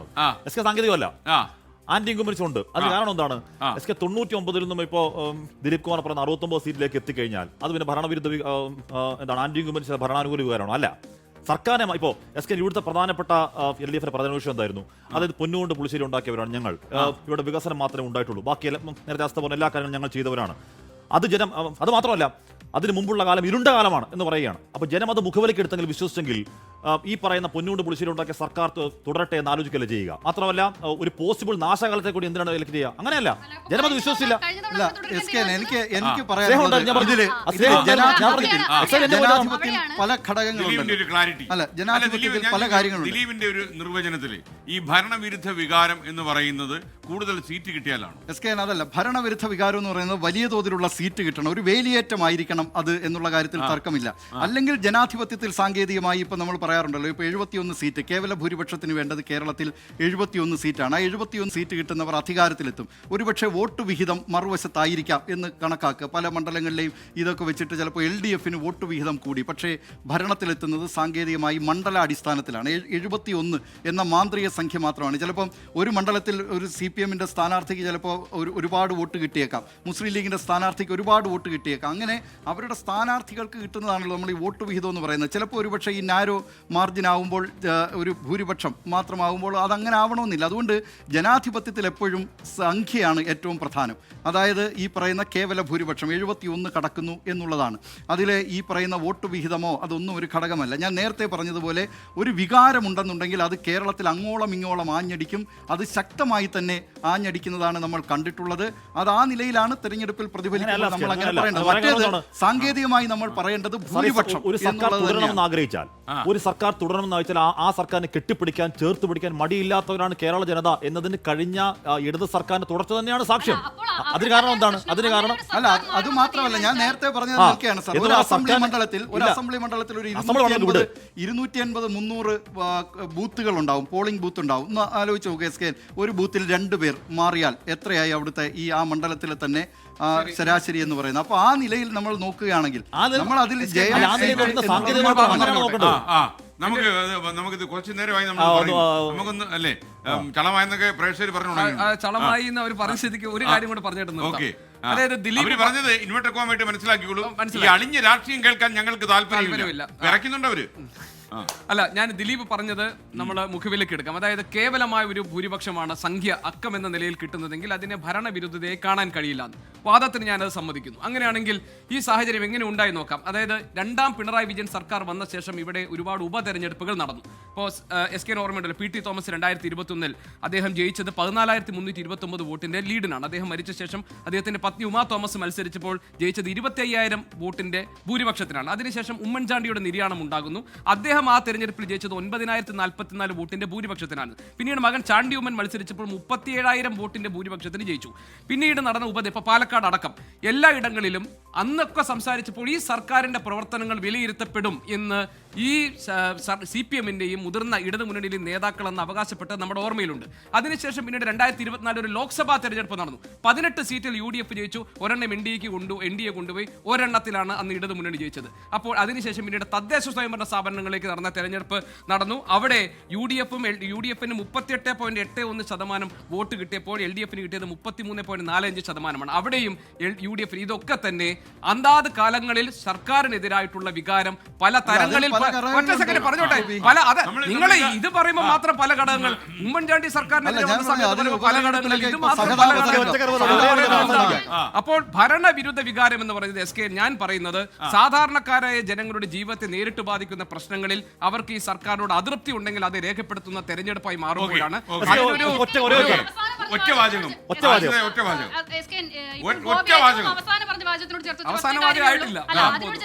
കാര്യമേ പറയാനുള്ളൂ.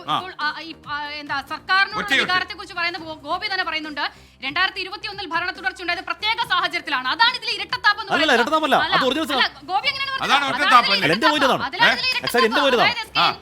ഒരു മിനിറ്റ് ഹാഷ്മി, ഞാൻ ഒന്ന് പറഞ്ഞോട്ടെ. അതായത് തെരഞ്ഞെടുപ്പിൽ നിന്നും വീണ്ടും മത്സരിച്ച് ഭൂരിപക്ഷം അതിനേക്കാൾ കൂടുതൽ വർദ്ധിപ്പിച്ചു വരുന്ന സർക്കാരിനെ അപ്പോൾ ആ നിലയിൽ അംഗീകരിക്കേണ്ട. അപ്പോൾ അന്ന് എന്താണ് സംഭവിച്ചത്? പ്രതിപക്ഷത്തിനോടുള്ള എതിർവികാരം.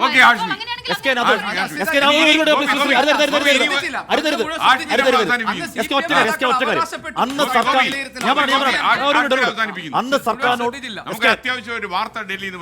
സർക്കാരിനോട് സ്നേഹം, സർക്കാർ തുടരാൻ ജനം തീരുമാനം. ഇന്ന് സർക്കാരിനോട് ഇഷ്ടമില്ല, സർക്കാർ വേണ്ട, ജനം തീരുമാനം. ഒറ്റ കാര്യമുണ്ട്. അതായത് VD സതീശൻ പറയുന്നത് പോലെ തോൽപ്പിക്കലല്ല പ്രയാസം, തോറ്റുവെന്ന് പറഞ്ഞ് മനസ്സിലാക്കാൻ ബുദ്ധിമുട്ടാണ് CB ദിലീപ് കുമാറിന്. തെരഞ്ഞെടുപ്പ് വിജ്ഞാപനം വരുന്നതിന് മുമ്പേ തന്നെ തുടങ്ങിയതാ കേരളത്തിൽ അടുത്ത മുഖ്യമന്ത്രി ആരാകുമെന്ന ചർച്ച. UDFൽ വിശിഷ്യ കോൺഗ്രസിൽ ഇപ്പോഴും ആ ചർച്ച തുടരുന്നുണ്ട്. ACC വിലക്കിയൊക്കെ നോക്കി എവിടെ. VD സതീശൻ, KC വേണുഗോപാൽ, രമേശ് ചെന്നിത്തല നേതാക്കളെ ചുറ്റിത്തിരിഞ്ഞാണ് തൽക്കാലം ചർച്ചകളൊക്കെ പോകുന്നത്. നേതൃത്വം വിലക്കി നോക്കി, പ്രതികരണങ്ങൾ പക്ഷേ തുടരുന്നു എന്നതാണ് യാഥാർത്ഥ്യം. ഓരോരുത്തരെയും അനുകൂലിച്ച് ഫ്ലക്സ് ബോർഡുകളൊക്കെ പലയിടങ്ങളും ഉയർന്നു. കണ്ണൂരിലുയർന്നു, തൊടുപുഴയിലുയർന്നു. LDF-ൽ പക്ഷേ ഒരൊറ്റ പേര് മാത്രമേ മുഖ്യമന്ത്രി കസേരയിലേക്ക് പറഞ്ഞു കേട്ടുള്ളൂ. അതാരും ഉറപ്പിച്ചു പറയേണ്ട കാര്യമില്ല. എവർക്കും അറിയുന്ന പോലെ അത് പിണറായി വിജയന്റെ പേര് തന്നെയാണ്. LDF അനുകൂലികളിൽ ചിലരെങ്കിലും KK ശൈലജ മുഖ്യമന്ത്രിയാകണം എന്ന് അടക്കം പറയുന്നുണ്ട്. മുഖ്യമന്ത്രി ആര് എന്നതിനപ്പുറം മറ്റ് മന്ത്രിമാർ, അവരുടെ വകുപ്പുകൾ, ഇതിലൊക്കെ ഇപ്പോൾ ആകാംക്ഷ നിറഞ്ഞു നിൽക്കുന്നു. നമുക്ക് ആ സാധ്യതകൾ ആദ്യം ഒന്ന് വിശകലനം ചെയ്യാം. ഗോപികൃഷ്ണൻ, മുഖ്യമന്ത്രി കസേരയ്ക്ക് നമുക്കിപ്പോൾ അനുകൂലിക്കാനുള്ള അവസ്ഥയില്ല അല്ലേ? മുഖ്യമന്ത്രി കസേരയ്ക്ക് നമുക്കൊന്നും പറയാനില്ല, പക്ഷെ അവർക്കും ഒന്നും പറയാനില്ലെന്ന് തോന്നുന്നു. അല്ലെങ്കിൽ അവരെല്ലാവരും ഇന്നിപ്പോ VD സതീശന്റെ ഫ്ലക്സ് ബോർഡുകൾ കണ്ണൂരിൽ ഉണ്ടായിട്ടുണ്ട്, തൊടുപുഴയിൽ ഉയർന്നിട്ടുണ്ട്. അതിൽ പറയുന്നത് പട നയിച്ചവൻ നാട് നയിക്കട്ടെ എന്നതാണ്. അപ്പൊ അത് ഈ തെരഞ്ഞെടുപ്പിന് വേണ്ടി UDF ഒരുക്കിയതും കഴിഞ്ഞ ഉപതെരഞ്ഞെടുപ്പുകളിലൊക്കെ UDF വിജയം ഉറപ്പാക്കാൻ പ്രയത്നിച്ചവരുടെയും ഒക്കെ നേതൃസ്ഥാനത്ത് നിന്നയാൾ VD സതീശൻ എന്ന നിലയിൽ ആയിരിക്കണം അങ്ങനെ ഒരു ഫ്ലക്സ് ബോർഡ് ഉയർന്നിട്ടുണ്ടാവുക. പട നയിച്ചവൻ നാട് നയിക്കട്ടെ എന്നാണ്. മാത്രമല്ല അത് ഒരു പടി കൂടി കടന്ന് ഈ നിയുക്ത മുഖ്യമന്ത്രിക്ക് അഭിവാദ്യങ്ങൾ അർപ്പിച്ചുകൊണ്ടുള്ള ഫ്ലക്സ് ബോർഡ് വരെ കോൺഗ്രസിൽ ഇപ്പോൾ ഉയർന്നു കഴിഞ്ഞിട്ടുണ്ട്. ഇതൊക്കെ ഇത്തരം ഒരു ചർച്ചയിൽ KC വേണുഗോപാലിന് താല്പര്യമില്ല എന്ന് അദ്ദേഹം പറയുന്നുണ്ടായിരുന്നു. അതെ, അല്ല, ഈ നേതാക്കൾ എല്ലാവരും ഇത് തന്നെയാണ് പറഞ്ഞത്. KC വേണുഗോപാൽ പറയുന്നത് അദ്ദേഹത്തിന് താല്പര്യമില്ല, VD സതീശൻ പറയുന്നത് അദ്ദേഹത്തിന് താല്പര്യം, അദ്ദേഹം ഇനി മിണ്ടാനെ പോകുന്നു. രമേശ് ചെന്നിത്തല എന്തെങ്കിലും പറഞ്ഞു? രമേശ് ചെന്നിത്തലയും ഇതുപോലെ തന്നെയാണ്. അതായത് ഞാൻ ഇനി ഈ ചർച്ചകൾക്കൊന്നും ഇല്ലാന്ന്. പക്ഷേ രമേശ് ചെന്നിത്തലയ്ക്കെതിരെ വന്നിരിക്കുന്ന ഒരു കാര്യം, അദ്ദേഹം ഒരു ഇംഗ്ലീഷ് ന്യൂസ് പേപ്പറിൽ അദ്ദേഹത്തിന്റെ ഒരു പരസ്യം വന്നത് 8 ലക്ഷം രൂപ മുടക്കിയിട്ടുള്ള ആണെന്നുള്ള അങ്ങനെ ഒരു ആരോപണം വരികയും അതിന്റെ ഭാഗമായിട്ട് ചില നടപടികളിലേക്ക് പോവുകയും ചെയ്തു. ഏതായാലും SKN AICC ഈ കാര്യത്തിൽ ഒരു വിലക്ക് ഏർപ്പെടുത്തിയിട്ടുണ്ട്. മുഖ്യമന്ത്രിയും ആരാണ് എന്നതുമായി ബന്ധപ്പെട്ട ഒരു ചർച്ചയിലേക്ക് കടക്കേണ്ടത് ഇല്ല എന്നതാണ്. പക്ഷെ അതിനിടയിൽ ഇപ്പോഴുണ്ടായിരിക്കുന്ന പ്രശ്നം, മുസ്ലിം ലീഗിനകത്ത് VD സതീശന് അനുകൂലമായ രീതിയിലുള്ള ചില പ്രതികരണങ്ങളൊക്കെ ലീഗിൽ നിന്ന് വന്നു എന്നത് കോൺഗ്രസിൽ ഒരു വിഭാഗത്തിൽ നിഷേധിച്ചിട്ടുണ്ട്. കാരണം അദ്ദേഹം പറഞ്ഞതിനെ തങ്ങൾക്ക് അനുകൂലമാക്കി മാറ്റിയെടുത്ത് വാർത്തയുണ്ടാക്കി എന്നാണ് പറഞ്ഞത്. ഞാനത് കണ്ടു.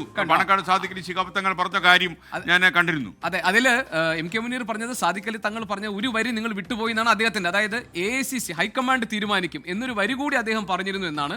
പക്ഷെ അദ്ദേഹം പറഞ്ഞതൊരു കാര്യം, ജനങ്ങൾക്ക് താല്പര്യം VD സതീശനെയാണ് എന്ന് ധ്വനി വരുന്ന തരത്തിൽ ഒരു അഭിപ്രായ പ്രകടനം മുസ്ലിം ലീഗിന്റെ ഭാഗത്തുനിന്നുണ്ടായിട്ടുണ്ട്. അത് ലീഗിന് ഈ VD സതീശനുള്ള പിന്തുണയായി വ്യാഖ്യാനിക്കപ്പെടുകയും ചെയ്തു. ഏതായാലും SKN ഇതിനകത്ത് KC വേണുഗോപാൽ, രമേശ് ചെന്നിത്തല, VD സതീശൻ ഇവർ 3 പേരുടെ പേരുകൾ ഈ മുഖ്യമന്ത്രി റേസിന് വേണ്ടിയിട്ട് പറഞ്ഞു കേൾക്കുന്നുണ്ട്. പക്ഷെ നമ്മൾ ശ്രദ്ധിക്കേണ്ടത് വളരെ വലിയ നിശബ്ദത ഇടതുമുന്നണിയുടെ ക്യാമ്പിൽ നിന്ന് നിൽക്കുകയാണ്. കാരണം ഒരുപക്ഷെ അവർ ഇതെല്ലാം അവിടെ നടക്കട്ടെ, ഞങ്ങൾക്ക് ഭരണ തുടർച്ചയാണ് ഇനി സംഭവിക്കാൻ പോകുന്നത് എന്നൊരു കണക്കുകൂട്ടൽ അവർക്കുണ്ടാകും. കാരണം മുഖ്യമന്ത്രി ഇന്ന് അവസാനത്തെ മന്ത്രിസഭാ യോഗമായിരുന്നു. ഈ അടുത്ത ഫലം വരുന്നതിന് തൊട്ട് മുൻപായി മുഖ്യമന്ത്രി എല്ലാവർക്കും വിജയാശംസകൾ നേർന്നു. അദ്ദേഹത്തിന്റെ സഹപ്രവർത്തകർക്ക്, അദ്ദേഹം അവിടെ ഉണ്ടായിരുന്നവരോടൊക്കെ പിന്നെ പറഞ്ഞിട്ടാണ് അദ്ദേഹം ഇറങ്ങിയിരിക്കുന്നത്. യാത്ര പറഞ്ഞാണ് ഇറങ്ങിയിരിക്കുന്നത് എന്നുള്ള വാർത്തകളാണ്. അപ്പോൾ ദിലീപ് കുമാർ അതിനിടയ്ക്ക് വളരെ പ്രധാനപ്പെട്ട മറ്റൊരു വാർത്ത വരുന്നു. കോഴിക്കോട് ഓമശ്ശേരിയിൽ കൃഷിയിടത്തിൽ ഒരു പെരുമ്പാമ്പിനെ കണ്ടെത്തി. 34 മുട്ടകളും കണ്ടെത്തിയെന്നാണ് വിവരം. വനംവകുപ്പ് എത്തി പെരുമ്പാമ്പിനെ പിടികൂടി. അതിന്റെ വാർത്തയുമായി ദിലീഷ തിലകൻ കോഴിക്കോട് നിന്ന് ചേരുന്നു. ആ പെരുമ്പാമ്പിനെ പിടിക്കുന്ന ദൃശ്യമാണ് പ്രേക്ഷകർ ഇപ്പോൾ സ്ക്രീനിൽ കണ്ടുകൊണ്ടിരിക്കുന്നത്. ദിലീഷ, ഈ പെരുമ്പാമ്പിനെ കൊണ്ട് ബുദ്ധിമുട്ട് എന്തെങ്കിലും ഉണ്ടായോ?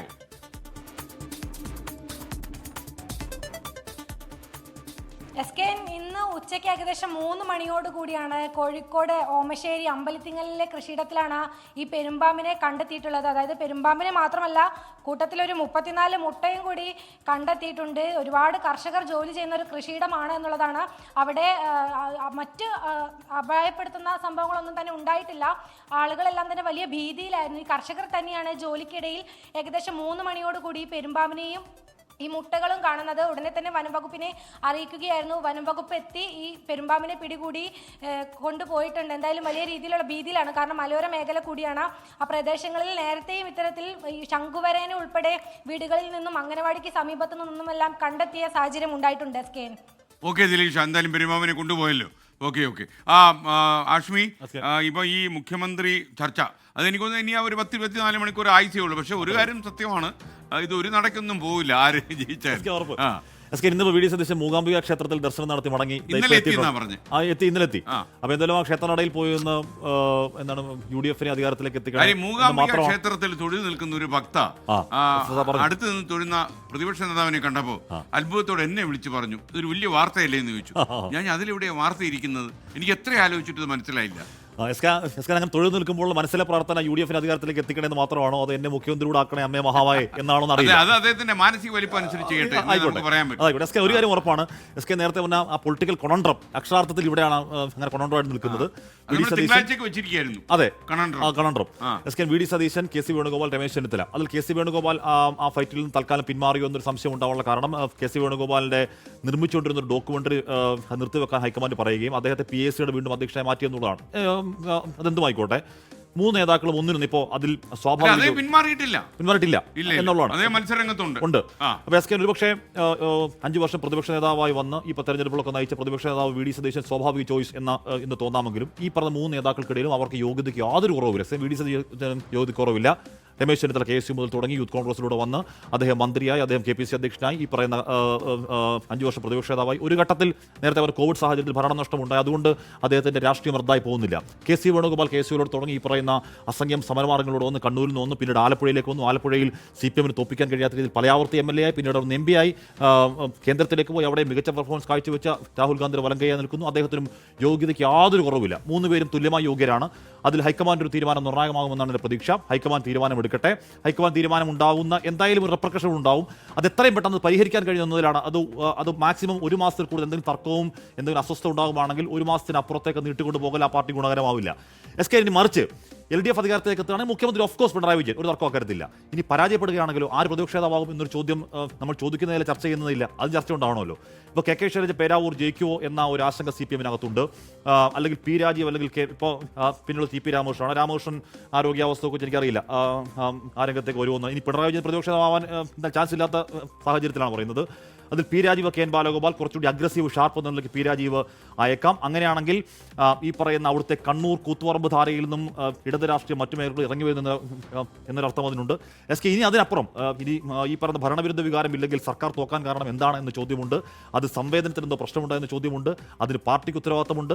സെക്രട്ടറിക്കും സെക്രട്ടേറിയറ്റും ധാർമ്മികപരമായും കർമ്മപരമായും ഉത്തരവാദിത്തമുണ്ട്. അങ്ങനെയാണെങ്കിൽ സെക്രട്ടറി മാറണമെന്ന് ചോദ്യമുണ്ട്.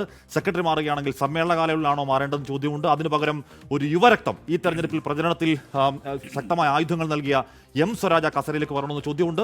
ഒരുപാട് ചോദ്യങ്ങൾ ബാക്കിയാവുകയാണ് എസ് കെ മറ്റന്നാൾ വോട്ടെണ്ണി കഴിഞ്ഞാൽ ഇരുപക്ഷത്തും. ദിലീപിന് എന്താ പറയണം തോന്നിയോ? അല്ല എസ് കെ, എനിക്ക് ഈ കോൺഗ്രസിലെ മുഖ്യമന്ത്രി സ്ഥാനാർത്ഥികൾ എന്ന് പറയുന്ന 3 പേർക്കും അവർക്ക് ഒരു യോഗ്യത കുറവുമില്ല. VD സതീശനായാലും രമേശ് ചെന്നിത്തലയ്ക്കായാലും KC വേണുഗോപാലിനായാലും ഒരു യോഗ്യത കുറവുമില്ല. പക്ഷേ എനിക്ക് രമേശ് ചെന്നിത്തലയുടെ കാര്യമാണ്. രമേശ് ചെന്നിത്തല ഒരുപക്ഷേ ഈ മുഖ്യമന്ത്രി സ്ഥാനത്ത് അദ്ദേഹത്തിൻ്റെ ആ പൊളിറ്റിക്കൽ ഗ്രാഫ് ആ തുടക്കകാലത്തേതുപോലെ തുടർന്നിരുന്നെങ്കിൽ ഇന്നിപ്പോൾ എതിരാളികളില്ലാത്ത ഒരു നേതാവായി രമേശ് ചെന്നിത്തല മാറേണ്ടതാണ്. അദ്ദേഹം 82-ൽ അദ്ദേഹം 26-ാമത്തെ വയസ്സിൽ 25-ാം വയസ്സിലാണ് അദ്ദേഹം. അല്ലേ ഞാൻ പറഞ്ഞത് 1982-ലെ നിയമസഭയിൽ. അതെ അതെ 26 ഞാൻ പറഞ്ഞത് ആ 25 വയസ്സാണല്ലോ സാധാരണ നിയമസഭയിലേക്ക് തെരഞ്ഞെടുക്കാനുള്ള. അതെ അതെ. അപ്പോ 1982 ഉണ്ടാവില്ല. ഓക്കെ. അപ്പോ എന്റെ അമ്മോ, എന്നിട്ട് ഈ കുട്ടിയെ കൊണ്ടാണ് തിങ്കളാഴ്ച ഇലക്ഷൻ ബ്രോഡ്കാസ്റ്റിന് പോകാൻ പോകുന്നു. 82-ൽ MLA ആയി, 86-ൽ അവസാനം ആ സർക്കാരിന്റെ അവസാന കാലത്ത് മന്ത്രിയായി. അത് മന്ത്രിയായി ഏതാണ്ട് 1 വർഷക്കാലമേ അദ്ദേഹത്തിന് ആ മന്ത്രിസ്ഥാനത്ത് തുടരാൻ പറ്റിയുള്ളൂ. 87 ആയപ്പോൾ LDF ആണ് അധികാരത്തിലെത്തിയത്. അന്നും 30 വയസ്സിന് താഴെ 29-ാമത്തെ വയസ്സിലാണ് അദ്ദേഹം സംസ്ഥാന മന്ത്രിയായത്. ഏറ്റവും പ്രായം കുറഞ്ഞ മന്ത്രി എന്ന ഖ്യാതിയും അദ്ദേഹത്തിന് ലഭിച്ചു. പിന്നീട് നോക്കൂ, അതിനുശേഷം അദ്ദേഹം പിന്നീട് ലോക്സഭയിലേക്ക് മത്സരിക്കുന്ന 2-3 തവണ ലോക്സഭയിലേക്ക് മത്സരിച്ച് 2004-ൽ ആയപ്പോൾ അദ്ദേഹത്തിൻ്റെ മണ്ഡലമായ മാവേലിക്കരയിൽ CS സുജാതയോട് ഇവിടെ പരാജയപ്പെടുന്നു. കേന്ദ്രത്തിൽ UPA സർക്കാർ അധികാരത്തിൽ വരുന്നു. അന്ന് അദ്ദേഹം ഒരുപക്ഷെ കേന്ദ്രത്തിൽ വലിയ ഒരു ക്യാബിനറ്റ് പദവി തന്നെ അദ്ദേഹത്തിന് ലഭിക്കുമായിരുന്നു. പക്ഷേ അന്ന് ആ തെരഞ്ഞെടുപ്പിൽ രമേശ് ചെന്നിത്തല പരാജയപ്പെട്ടു. അതിനുശേഷം പിന്നീട് അദ്ദേഹത്തിന് സംസ്ഥാന മന്ത്രിയാകുന്നത് 2014-ൽ വീണ്ടും ഒരു മന്ത്രിസഭയിൽ മന്ത്രിയാവുന്ന ആലോചനകളൊക്കെ ഉണ്ടായിരുന്നു. പക്ഷേ രാജീവ് ഗാന്ധി മന്ത്രിസഭയിൽ മന്ത്രിയാക്കുന്നു ഉറപ്പ് വരുന്നു. അവിടെ കൃഷ്ണകുമാർ മന്ത്രിയാവുന്നു. അതെ, കൃഷ്ണകുമാർ മന്ത്രിയായി. കൃഷ്ണകുമാർ അന്ന് കൊല്ലത്ത് നിന്ന് ജയിച്ച് അദ്ദേഹം സഹമന്ത്രിയായി. അതെ അതെ.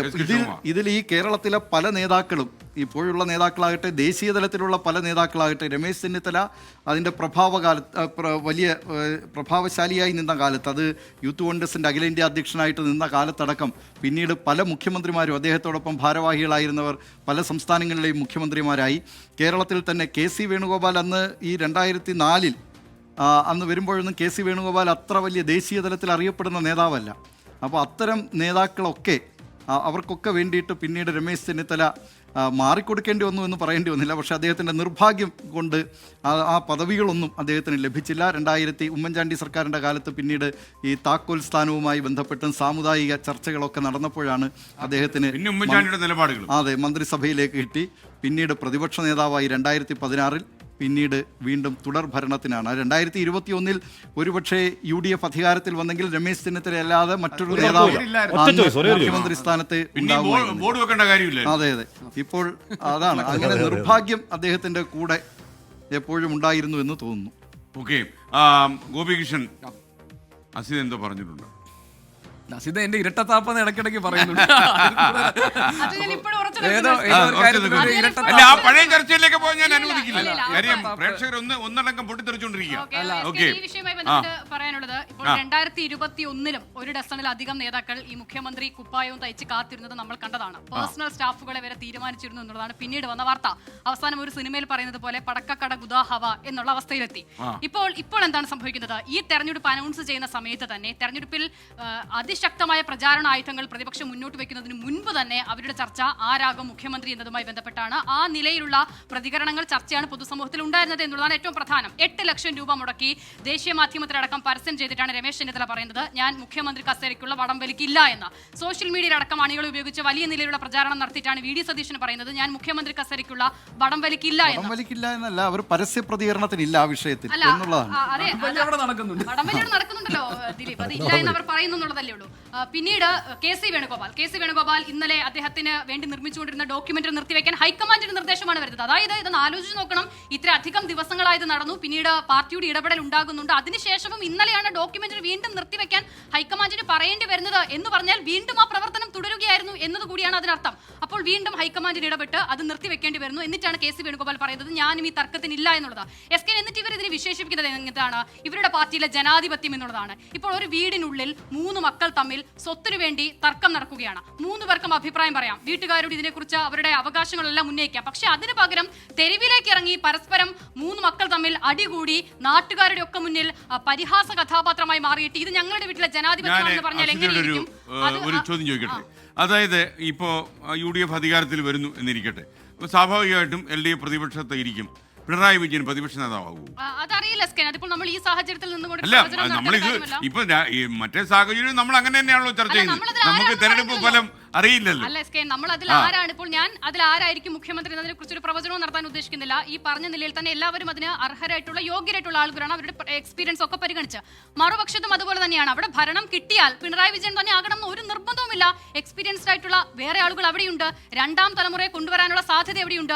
ഇനി പ്രതിപക്ഷത്തിൽ അത്തരം സാധ്യത ഇല്ല. കാരണം സാധാരണഗതിയിൽ CPM-നെ സംബന്ധിച്ച് അല്ലെങ്കിൽ നേരത്തെ ഉണ്ടായിരുന്ന ഒരു കീഴ്വഴക്കമല്ലല്ലോ.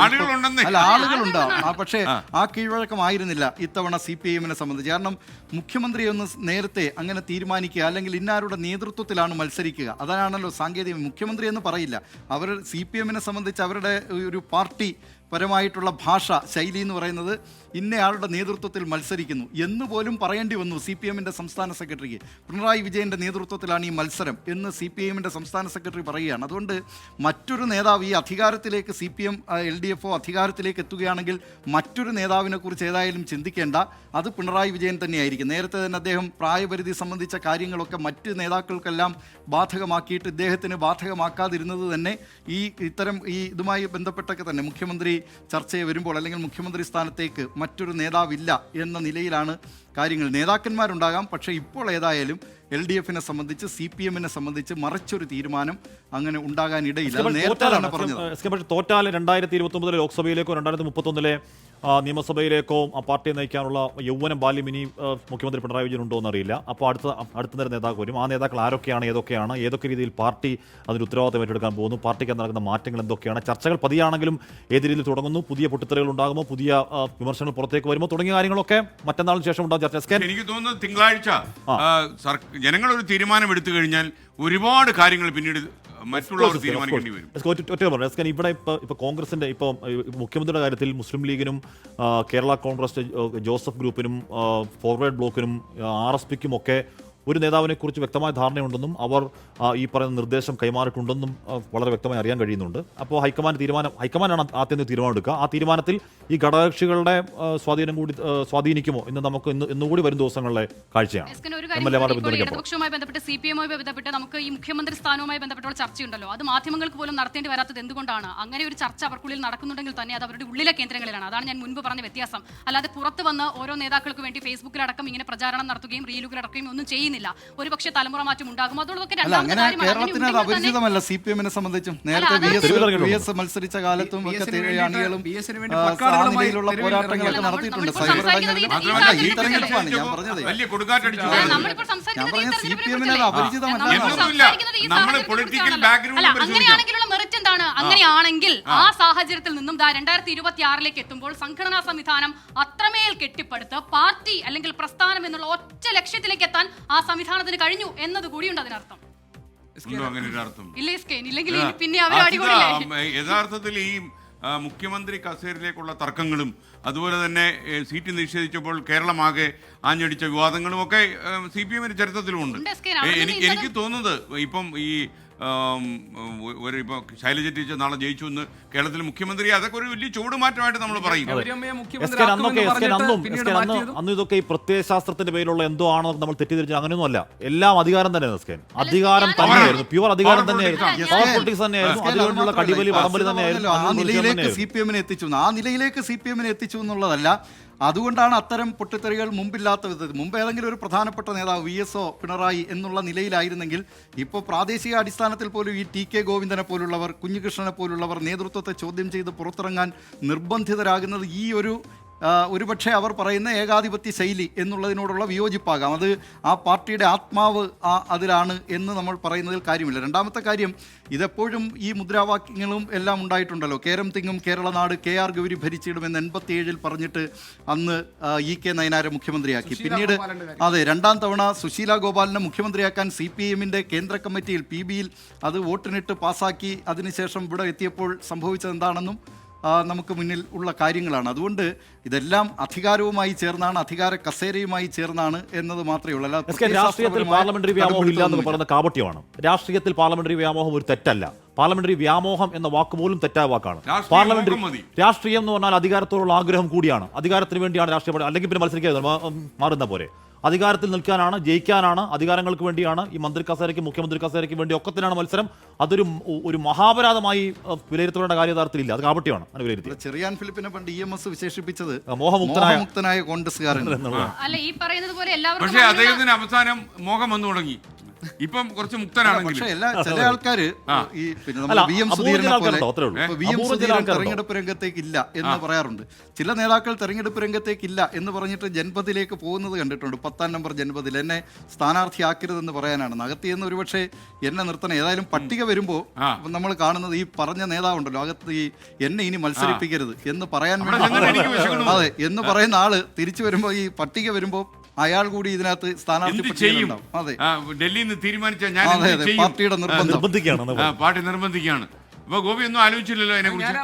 രണ്ട് കാര്യങ്ങളാണ് സാർ. ഒന്ന്, എനിക്ക് ഇരട്ടത്താപ്പാണ് എന്ന് അസിത പറഞ്ഞതിനോട് മാത്രം ഞാൻ മറുപടി. അതിന് എനിക്ക് ഇന്ന് മുഹമ്മദ് ഇരട്ടത്താപ്പ് എന്തുവാ കിടന്നിങ്ങനെ അല്ല, അത് അതിനൊരു മറുപടി പറയണ്ടേ? കാരണം അത് നമ്മുടെ ഒബ്ജക്ടിവിറ്റി ആണല്ലോ ചോദ്യം ചെയ്യുന്നത്. അപ്പൊ അതിനകത്ത് അല്ല, അപ്പൊ ഒറ്റ കാര്യം, അതായത് അതിന് എനിക്ക് മുഹമ്മദ് റിയാസ് എന്ന് PV അൻവറിന് കൊടുത്ത മറുപടിയാണുള്ളത്. കാരണം ഏറ്റുമുട്ടൽ വ്യക്തിപരമല്ല, ആശയങ്ങളാണ്. അപ്പൊ നമ്മൾ ഇത് രാഷ്ട്രീയം ഒരു ഗുസ്തി മത്സരമല്ല എന്ന് പറയുന്ന പോലെ ഇവിടെ നമ്മൾ നമ്മുടെ നിരീക്ഷണങ്ങളും നമ്മുടെ അനുഭവങ്ങളും ഒക്കെയാണ് പറയുന്നത്. അപ്പൊ അതാണ് റിയാസ് കൊടുത്ത മറുപടിയാണ് എനിക്ക് അസിദയ്ക്ക് കൊടുക്കാനുള്ളത്. പിന്നെ ഈ ഇപ്പോൾ UDF-നെ സംബന്ധിച്ച് നമ്മൾ യഥാർത്ഥത്തിൽ കോൺഗ്രസിനോ അല്ലെങ്കിൽ UDF എന്ന സംവിധാനത്തെയോ ഇടതുമുന്നണിയായിട്ടോ CPM പോലെയുള്ള ഒരു കേഡർ സംവിധാനമായിട്ടോ താരതമ്യം ചെയ്യേണ്ട കാര്യമേ ഇല്ല. കോൺഗ്രസ് വേറൊരു തരത്തിലുള്ള ഒരു ജനാധിപത്യ സ്വഭാവം വെച്ച് പുലർത്തുന്ന പാർട്ടിയാണ്. അതിൻ്റെ ഘടന എങ്ങനെയാണ്, അതിൻ്റെ പ്രവർത്തന രീതി വേറെ ഒന്നാണ്, അതിൽ പ്രവർത്തിക്കുന്നവരുടെ സ്വഭാവം മറ്റൊന്നാണ്, അവരുടെ പ്രതികരണ രീതി വേറെ ഒന്നാണ്.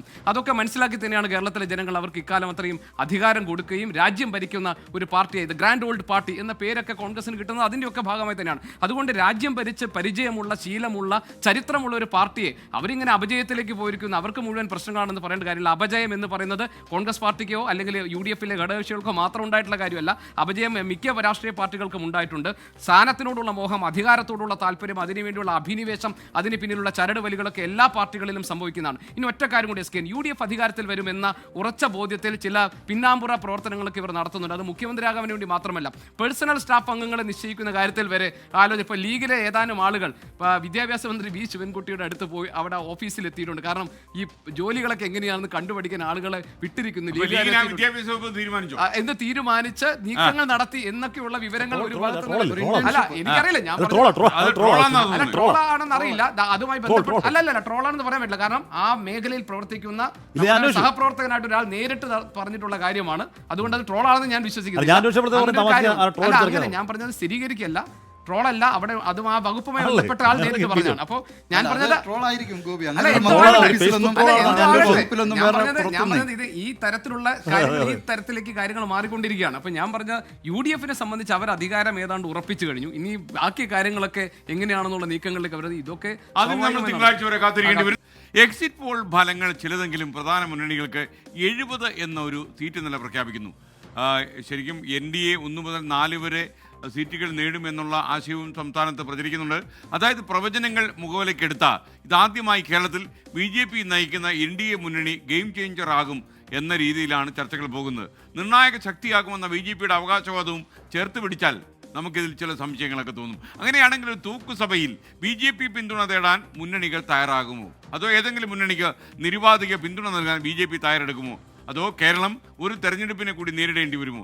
ഈ സാധ്യതകൾ കൂടി നമ്മൾ പരിശോധിക്കുകയാണ്. ഇതൊരു സ്വപ്നത്തിൽ നിന്ന് പൊട്ടിയുണ്ടായ ഒരു സംഭവമല്ല. ആഷ്മി, അങ്ങനെ ഒരു സാഹചര്യം, ഒരു തൂക്കുസഭ എന്ന് കൃത്യമായി പറഞ്ഞ ആൾക്കാരെ പേടിപ്പിക്കുന്നുണ്ട് NDA. SK അങ്ങനെയുണ്ട്. പക്ഷേ നമ്മൾ സംസാരിക്കുന്ന സഫോളജിസ്റ്റുകളും അല്ലാത്തവരും രാഷ്ട്രീയ നിരീക്ഷകരുമായ ഏറ്റവും കുറഞ്ഞത് ഒരു 20 പേരോടും സംസാരിച്ചാൽ അവർ ഈ തൂക്കുസഭ എന്ന വിദൂരമായ കേരളത്തിന്റെ ഇതിൽ പോലും അങ്ങനെ ഒന്നും ഉണ്ടാവില്ല എന്നതിന് കൃത്യമായി പറയുന്നുണ്ട്. ഇങ്ങനെ തൂക്കുസഭയുടെ കാര്യം പറയാനുള്ള സാഹചര്യം എന്താണ്? ഇതിന് കാരണം SK അത് അവരോട് കോൺഫറൻസ് എന്ന അർത്ഥത്തിൽ പറഞ്ഞു തുടങ്ങിയതാണ്. മാത്രമല്ല സാധാരണ വ്യത്യസ്തമായി രാജീവ് ചന്ദ്രശേഖർ, ഒരു പാർട്ടിയുടെ അധ്യക്ഷൻ വേറൊരു പാർട്ടിക്ക് ഇത്ര സീറ്റ് കിട്ടു എന്ന് പറയൽ പതിവുള്ളതല്ല. രാജീവ് ചന്ദ്രശേഖർ പറയുന്നുണ്ട് ഇക്കുറി UDF 60 സീറ്റ് അപ്പുറം പോവില്ല എന്ന് രാജീവ് ചന്ദ്രൻ പറയുന്നുണ്ട്. പോട്ടെ, അത് വേറെ. SK ഈ കേരള രാഷ്ട്രീയത്തിൽ BJPയുടെ കാര്യം ഒരു ക്യൂറിയസ് കേസാണ്. ഞാൻ നേരത്തെ പറഞ്ഞതുപോലെ എപ്പോഴും നമ്മൾ പറയുന്നത് വോട്ട് കുത്തനെ കൂട്ടുന്ന ഒരു പാർട്ടിയാണ് BJP എന്നത് ശരിയാണെന്ന് ചോദിച്ചാൽ 2021 NDA സഖ്യത്തിന് കിട്ടിയ വോട്ട് 12.5. അത് 2016 നിയമസഭാ തെരഞ്ഞെടുപ്പ് നോക്കി ഇടിവാണ്. 15% വോട്ടാണ് അവർ കിട്ടി. കഴിഞ്ഞ ലോക്സഭാ തെരഞ്ഞെടുപ്പിൽ, മുമ്പത്തെ ലോക്സഭാ തെരഞ്ഞെടുപ്പിലും അവർ ഗണ്യമായ വോട്ട് ശതമാനം നടത്തി. ഏറ്റവും ഒടുവിൽ നടന്ന തദ്ദേശ തെരഞ്ഞെടുപ്പിൽ BJP കാര്യമായ നേട്ടം ഉണ്ടാക്കി ചോദിച്ചാൽ ഇല്ല. ഇപ്പോൾ തലസ്ഥാന നഗരി അടക്കം അവർ ഭരണം പിടിച്ച് മാറ്റി നിർത്തിയാൽ പന്തളത്തടക്കം അവർക്ക് തിരിച്ചടിയാണ്. സുരേഷ് ഗോപി, തൃശ്ശൂർ അടക്കം അവർ മാരകമായ നേട്ടം യഥാർത്ഥത്തിൽ ഉണ്ടാക്കിയിട്ടില്ല. അത് കാരണം BJPയുടെ വോട്ടുകൾ എന്ന് പറഞ്ഞാൽ ഈ പറയുന്ന രീതിയിൽ പാറ പോലെ ഉറച്ച വോട്ടുകളല്ല, അത് ദ്രാവക രൂപത്തിൽ സാഹചര്യം അനുസരിച്ച് എങ്ങോട്ടേക്കും പോകുന്ന വോട്ടുകളാണ് എന്ന് അവരുടെ പൂർവ്വകാല രാഷ്ട്രീയത്തെ വെച്ച് മനസ്സിലാക്കാം. എസ്കൻ ഇവിടെ പ്രസക്തമാവുന്നത് BJP എത്ര സീറ്റുകൾ പിടിക്കുന്നു, അത് തൂക്കുസഭയ്ക്ക് പിന്തുണയാകുമോ എന്നതിനൊക്കെ അപ്പുറം BJP ഏതൊക്കെ മണ്ഡലങ്ങളിൽ ആരുടെയൊക്കെ വോട്ട് കട്ട് ചെയ്ത് അവരുടെ പരാജയത്തിലേക്ക് നയിക്കും എന്നുകൂടി നമ്മൾ നോക്കണം. ഇപ്പോൾ കോഴിക്കോട് സൗത്തിൽ T. റനീഷ് എന്ന് പറയുന്ന ഒരു സ്ഥാനാർത്ഥി മത്സരിക്കുന്നുണ്ട്. അത്യാവശ്യം എനിക്ക് നേരിട്ട് അറിയാവുന്ന ആളാണ്, അത്യാവശ്യം നല്ല സ്ഥാനാർത്ഥിയാണ്, വോട്ട് ആകർഷിക്കാൻ കഴിവുള്ള സ്ഥാനാർത്ഥിയാണ്. അവിടെ കോഴിക്കോട് സൗത്തിൽ ഇടതുപക്ഷം പരാജയപ്പെടുകയാണെങ്കിൽ ആ പരാജയത്തിൻ്റെ പ്രധാന കാരണങ്ങൾ ഒന്നായി ഉറപ്പായും വ്യാഖ്യാനിക്കപ്പെടാൻ പോകുന്നത് T. റനീഷ് പിടിക്കുന്ന വോട്ടുകളാണ്. രണ്ടാമത്തെ തിരുവല്ലയിൽ അവിടെ UDF ഇക്കുറി വിജയം പ്രതീക്ഷിക്കുന്നുണ്ട്. അവിടെ അനൂപ് ആന്റണി മത്സരിക്കുന്നു. അനൂപ് ആന്റണി പിടിക്കുന്ന വോട്ടുകൾ അവിടെ UDF പ്രതീക്ഷിക്കുന്ന വിജയത്തിന് വിഘാതമാകുമോ എന്ന ആശങ്ക അവിടെ UDF ക്യാമ്പിനുണ്ട്. അങ്ങനെ ഏതൊക്കെ തരത്തിൽ ഓരോരോ രീതിയിൽ പല മണ്ഡലങ്ങളിൽ ഏതൊക്കെ സ്ഥാനാർത്ഥികൾക്ക് BJP പിടിക്കുന്ന വോട്ടുകൾ സ്പോയിലർ ആവുന്നു എന്നത് പ്രധാനപ്പെട്ട ചോദ്യം അവിടെയുണ്ട്. അതിനൊക്കെ ഒറ്റ കാര്യം ഞാൻ അവസാനിപ്പിക്കാം. നമ്മൾ തെരഞ്ഞെടുപ്പ് തുടങ്ങുമ്പോൾ പറയുന്നതാണ് ഈ ഡീൽ ആരോപണം. ആ ഡീൽ ആരോപണത്തിൽ ഉണ്ടാവാനുള്ള കാരണം എന്താണ്? BJP അവർക്ക് കോർ വോട്ട് ഇപ്പോഴും നമുക്ക് കോന്നി മണ്ഡലത്തിലെ BJP കോർ വോട്ടുള്ള കോന്നി മണ്ഡലത്തിലെ NDA സ്ഥാനാർത്ഥി അറിയോ? ചേട്ടൻ അറിയോ? ഓർമ്മയില്ല, എനിക്ക് ഓർമ്മയില്ല. അപ്പൊ എന്ന് പറഞ്ഞാൽ അത്തരത്തിൽ എനിക്ക് ഓർമ്മയില്ല. അത്തരത്തിൽ 2020 ചോദിച്ചാൽ മറ്റേ ഒല്ലൂർ മണ്ഡലത്തിലെ BJP സ്ഥാനാർത്ഥി BJPയുടെ ആരാണെന്ന് അറിയാൻ പറ്റൂ. അവര് കഴിഞ്ഞ തവണ രണ്ടാം സ്ഥാനത്ത് മണ്ഡലമാണ് BJP. ഒന്നാം സ്ഥാനത്ത് മണ്ഡലത്തിൽ BJPയുടെ സ്ഥാനാർത്ഥി അല്ല, ഞാൻ പറഞ്ഞതാണ്. ഞാൻ പറഞ്ഞു ഇപ്പൊ 1-2 അഞ്ജലി എന്നുള്ള 1-2 പേര് ഒഴിച്ചു നിർത്തിയാൽ ഇവരുടെ സ്ഥാനാർത്ഥി ആരെന്നൊന്നും നമുക്കറിയില്ല. ആ മണ്ഡലങ്ങളിൽ BJPക്ക് കോർ വോട്ടുകൾ സോറി ക്ഷമിക്കണം 2024 ലോക്സഭാ തെരഞ്ഞെടുപ്പിൽ. അപ്പോൾ ഈ പറയുന്ന രീതിയിൽ ഈ മണ്ഡലങ്ങളിൽ BJPക്ക് കോർ വോട്ടുള്ള മണ്ഡലങ്ങളിൽ ഇങ്ങനെ സോറി ടു സേ അപ്രസക്തരായ സ്ഥാനാർത്ഥികൾക്ക് വോട്ട് പോവോ അതോ ആ BJP വോട്ടുകൾ എങ്ങോട്ടേക്ക് പോകുന്നു എന്നത് അതിനിർണായകമാണ്. അതിനോട് ചേർത്ത് വായിക്കേണ്ടതാണ് ഇക്കുറി BJP RSSന്റെ മനസാക്ഷിയാഗ്രഹം കേരളത്തിൽ ഒരിക്കൽ കൂടി LDF സർക്കാർ അധികാരത്തിലേക്ക് വരണമെന്നുള്ളതാണ്. അതിന് കാരണം CPM-നോട് എന്തെങ്കിലും തരത്തിലുള്ള സ്നേഹം കൊണ്ടോ ഡീൽ കൊണ്ടോ ആണ് ഞാൻ കരുതുന്നില്ല. കോൺഗ്രസ് ചത്ത് ഞങ്ങൾക്ക് വളമാകണം എന്ന രാഷ്ട്രീയ ആഗ്രഹം അല്ലെങ്കിൽ രാഷ്ട്രീയ ദുരാഗ്രഹം കൊണ്ടാണ് ആ ആഗ്രഹം. അത് സാധ്യമാവുന്നവരണം. ഒറ്റ കാര്യം ഞാൻ ചേർത്ത് SDPI വോട്ടുകൾ കൂടി കൂടുതൽ പറഞ്ഞു പോകണം. കാര്യം SDPI കേവലം LDFന് വോട്ട് നൽകുക എന്ന പരോക്ഷ പ്രതികരണം നടത്തുക മാത്രമല്ല ചെയ്തത്. ഇക്കുറി CPM പ്രവർത്തകരെ പോലെ CPM കേഡർ പോലെ SDPI കേഡർ വീട് വീടാൻ തന്നെ കയറി ഇറങ്ങി LDFന് വേണ്ടി CPM-ന് വേണ്ടി വോട്ട് ചോദിച്ച ഒരു സാഹചര്യമുണ്ട്. അത്യാവശ്യം മണ്ഡലങ്ങളിൽ വോട്ടുള്ള സ്ഥാനാർത്ഥികളാണ്, വോട്ടുള്ള ഒരു സംഘടനയാണ്. അവരുടെ ലോബിയിങ്ങിൽ എത്ര വോട്ട് എങ്ങോട്ടേക്ക് പോയി എന്നുള്ളത് നമുക്ക് എക്സിറ്റ് പോളുകളിൽ അതറിയണമെന്നില്ല. അപ്പോൾ ഈ പറയുന്ന വോട്ട് ഷിഫ്റ്റുകൾ അതെങ്ങോട്ടേക്ക് പോയി എന്നുള്ളത് എക്സിറ്റ് പോളിൽ അറിയില്ല. ഇനി ഈ പറഞ്ഞ പോലെ ഇഞ്ചോടിഞ്ച് ടൈറ്റ് ഫൈറ്റ് എന്നൊക്കെ പോവുകയാണെങ്കിൽ ഈ വോട്ടുകൾ എങ്ങോട്ട് പോയി എന്നുള്ളത് നിർണായകമാണ്. ഓക്കെ ദിലീപ്. BJPയെ സംബന്ധിച്ച് സംസ്ഥാനത്ത് BJP ഒരു വളർച്ചയുടെ ഗ്രാഫാണ് പലപ്പോഴും രേഖപ്പെടുത്തിയിട്ടുള്ളത്. മിക്ക തെരഞ്ഞെടുപ്പുകളിലും അങ്ങനെ തന്നെയാണ്. അത് നേരത്തെ മുതൽ BJP സംസ്ഥാനത്ത് BJP എന്ന നിലയിൽ മത്സരിക്കാൻ തുടങ്ങിയതിന് ശേഷമുള്ള നമ്മൾ നോക്കുകയാണെങ്കിൽ അത് സമീപകാലത്ത് അതിൻ്റെ ഗ്രാഫ് വളരെ കൂടിയിട്ടുമുണ്ട്. അത് സംസ്ഥാനത്ത് ആദ്യമായി നേമത്ത് 2016 O രാജഗോപാൽ നിയമസഭയിലേക്ക് എത്തുന്നു. പിന്നീട് കഴിഞ്ഞ 2024 ലോക്സഭാ തെരഞ്ഞെടുപ്പിൽ തൃശ്ശൂരിൽ നിന്ന് സുരേഷ് ഗോപി ലോക്സഭയിലേക്ക് തിരഞ്ഞെടുക്കപ്പെടുന്നു. ആ നിലയിലൊക്കെ അന്ന് 2024 സംസ്ഥാനത്തെ 11 മണ്ഡലങ്ങളിൽ അതിൽ 6 മണ്ഡലം തൃശ്ശൂരിലായിരുന്നു. ആ 11 മണ്ഡലങ്ങളിലാണ് BJP നിയമസഭാ മണ്ഡലങ്ങളിലാണ് BJP മുന്നിലെത്തിയിട്ടുള്ളത്. 9 മണ്ഡലങ്ങളിൽ BJP രണ്ടാമത് എത്തിയിരുന്നു. 8 മണ്ഡലങ്ങൾ രണ്ടാമതെത്തി. പക്ഷേ LDFനെ 3-ാം സ്ഥാനത്തേക്ക് തള്ളിയിട്ടുള്ള മണ്ഡലങ്ങളുണ്ട്. LDF 3-ാം സ്ഥാനത്ത് പോയ 4 മണ്ഡലം BJP. പക്ഷേ ഞാൻ പറഞ്ഞ LDF 3-ാം സ്ഥാനത്ത് പോയ 9 നിയമസഭാ മണ്ഡലങ്ങൾ 2024 ലോക്സഭാ തെരഞ്ഞെടുപ്പിലുണ്ടായിരുന്നു. വെച്ചാൽ BJP ആണ് അവിടെ പ്രധാനപ്പെട്ട ഒരു പാർട്ടിയായി എമർജ് ചെയ്തിട്ടുള്ളത്. അതിലേറ്റവും പ്രധാനപ്പെട്ട നമ്മൾ നോക്കുകയാണെങ്കിൽ ഹരിപ്പാട് BJP ആയിരുന്നു ലോക്സഭാ തെരഞ്ഞെടുപ്പിൽ രണ്ടാമതെത്തിയത്. അവിടെ LDF 3-ാം സ്ഥാനത്തേക്ക് പോയി. തിരുവനന്തപുരം മണ്ഡലം, കോവളം, നെയ്യാറ്റിൻകര, വർക്കല, ഹരിപ്പാട്, കായംകുളം, പാലക്കാട്, മഞ്ചേശ്വരം, കാസർഗോഡ് എന്നിവയാണ് LDF 2024 3-ാം സ്ഥാനത്തേക്ക് പോയ നിയമസഭാ മണ്ഡലങ്ങൾ. അങ്ങനെ നോക്കുമ്പോൾ BJPയെ സംബന്ധിച്ച് അവർക്ക് ആശിക്കാനുള്ള വകയുണ്ട്. നേരത്തെ കഴിഞ്ഞ 2021 തെരഞ്ഞെടുപ്പിലൊക്കെ മുഖ്യമന്ത്രി സ്ഥാനാർത്ഥിയെ നിശ്ചയിച്ച് മുഖ്യമന്ത്രിക്ക് ഓഫീസ് വരെ തുറന്നിട്ടുള്ള പാർട്ടിയാണ് BJP. അവരന്ന് പറഞ്ഞത് ഞങ്ങൾക്ക് വളരെ തുച്ഛമായ സീറ്റുണ്ടെങ്കിൽ കേരളത്തിൽ ഭരണം പിടിക്കുമെന്നായിരുന്നു. പക്ഷേ ഇത്തവണ അങ്ങനെയുള്ള അവകാശവാദം അവർ നടത്തുന്നില്ല. അവർ പക്ഷേ ഈ തൂക്ക് സഭയാവുകയാണെങ്കിൽ നിർണായകമായ പങ്കാളിത്തം ഉണ്ടാകുമെന്ന് BJP നേതാക്കൾ ഇപ്പോഴും ആത്മാർത്ഥമായിട്ട് വിശ്വസിക്കുന്നുണ്ട്. ആ വിശ്വാസം ശരിയാകുമോ ഇല്ലയോ എന്നുള്ളത് നമുക്ക് 4-ാം തീയതി വരെ കാത്തിരിക്കാം. അസിത, ഒരു തൂക്ക് സഭയ്ക്ക് സാധ്യതയുണ്ടോ BJP അവകാശപ്പെടുന്ന പോലെ? അങ്ങനെ ഒരു സാധ്യത ഞാൻ കാണുന്നതേയില്ല. എന്ന് മാത്രമല്ല, ഈ സീറ്റെണ്ണം വർദ്ധിപ്പിച്ചുകൊണ്ട് ഏതെങ്കിലും ഒക്കെ നിലയിൽ കേരളത്തിൽ ഒരു പ്രധാനപ്പെട്ട കക്ഷിയാകാൻ കഴിയുമെന്നുള്ള അവരുടെ പ്രതീക്ഷയുണ്ടല്ലോ, അതും നടക്കാൻ പോകുമെന്ന് ഞാൻ കരുതുന്നില്ല. പക്ഷേ അവർ പിടിക്കുന്ന വോട്ട്, ആ വോട്ടിംഗ് പെർസെൻറ്റേജ് എത്രയാണ് എന്നുള്ളത് മറ്റ് മുന്നണികളുടെ ജയസാധ്യതയെ എങ്ങനെ ബാധിക്കുമെന്നുള്ളത് പ്രധാനമാകുമെന്ന് ഞാൻ കരുതുന്നു.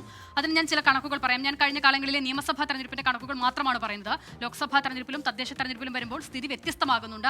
അതുമായി താരതമ്യം ചെയ്ത് പറയാത്തത് ഇപ്പോൾ 2019 ലോക്സഭാ തെരഞ്ഞെടുപ്പിൽ കേരളത്തിൽ ഉണ്ടായ സാഹചര്യം നമുക്കറിയാവുന്നതാണല്ലോ. അപ്പോൾ അതായിരിക്കും ബെഞ്ചുമാർക്ക് എന്ന് കരുതിയാണ് 2021 തെരഞ്ഞെടുപ്പിനെ, നിയമസഭാ തെരഞ്ഞെടുപ്പിനെ കേരളം സമീപിച്ചത്. പക്ഷേ പാടെ വ്യത്യസ്തമായ സാഹചര്യമായിരുന്നു. അപ്പോൾ അതുകൊണ്ട് തന്നെ അതിൽ എത്രമാത്രം യുക്തി ഉണ്ട് എന്ന സംശയമുള്ളത് കൊണ്ട് ഞാൻ നിയമസഭാ തെരഞ്ഞെടുപ്പിന്റെ കണക്ക് പറയുകയാണ്. നോക്കൂ, BJP ആദ്യമായി 5% മുകളിൽ വോട്ട് പിടിക്കുന്നത് ഒരു നിയമസഭാ തെരഞ്ഞെടുപ്പിൽ 2011 2011 അവർക്ക് 6.06% വോട്ടുണ്ട്. അന്ന് LDFന് 44.94, UDFന് 45.83. ഇങ്ങനെയാണ് 2011 വോട്ടിംഗ് ശതമാനം. 2016 എത്തുമ്പോൾ BJP അത് 16.6% ഉയർത്തുകയാണ്. 6% നിന്നാണ് 16% BJP അത് ഉയർത്തുന്നത്. അന്ന് ഉയർത്തുമ്പോൾ LDF 44 നിന്നും 43.48%, UDFന് വലിയ കുറവുണ്ടാകുന്നു. 38.81% അവരുടെ വോട്ടിംഗ് പെർസെൻറ്റേജ് കൂപ്പുകുത്തുകയാണ് ഉണ്ടാകുന്നത്. 2021 എത്തുമ്പോൾ BJPയുടെ പെർസെൻറ്റേജിൽ കുറവാണ് സംഭവിക്കുന്നത്. 16 നിന്നും അവർ 12.41 അവർക്ക് കുറയുന്നുണ്ട്. പക്ഷേ എങ്കിലും BJP പോലൊരു രാഷ്ട്രീയ കക്ഷി വെച്ച് നോക്കുമ്പോൾ ഭേദപ്പെട്ട പ്രകടനം അവർക്ക് കാഴ്ചവെക്കാൻ സാധിക്കുന്നുണ്ട്. ആ തെരഞ്ഞെടുപ്പിൽ മറ്റ് 2 മുന്നണികളുടെ പെർഫോമൻസ് എങ്ങനെയാണ്? LDF 45.43, UDF 39.47 അവിടെ UDFന്റെ കക്ഷി നില. അതായത് BJP അവരുടെ വോട്ടിംഗ് പെർസെൻറ്റേജ് ക്രമാനുഗതമായി വർദ്ധിപ്പിച്ചു വരുന്ന എല്ലാ സാഹചര്യത്തിലും ഈ ഡിജിറ്റൽ വലിയ വ്യത്യാസം ഉണ്ടാകുന്നത് UDFന്റെ വോട്ടിംഗ് ശതമാനത്തിലാണ്. LDFന് ഈ പറയുന്ന ഇപ്പോൾ നമ്മൾ 2001 തൊട്ടുള്ള കണക്ക് പരിശോധിച്ചാൽ തന്നെ അത് മനസ്സിലാകുന്നുണ്ട്. ആ 2001 മുതൽ 2021 വരെ ഏകദേശം ഈ 40% മുകളിൽ 44, 45 എന്ന നിലയിൽ അവരുടെ വോട്ടിംഗ് ശതമാനത്തെ കൺസിസ്റ്റന്റ് ആക്കി നിർത്താൻ LDFന് കഴിയുന്നുണ്ട്, സാധിക്കുന്നുണ്ട്. അത് സ്വാഭാവികമായും ഈ തെരഞ്ഞെടുപ്പിലും ആവർത്തിക്കുമെന്നുള്ളതാണ് എക്സിറ്റ് പോളുകൾ വരുമ്പോഴുള്ള കണക്ക് വെച്ച് നമ്മൾ പരിശോധിക്കുമ്പോൾ മനസ്സിലാകുന്നത്.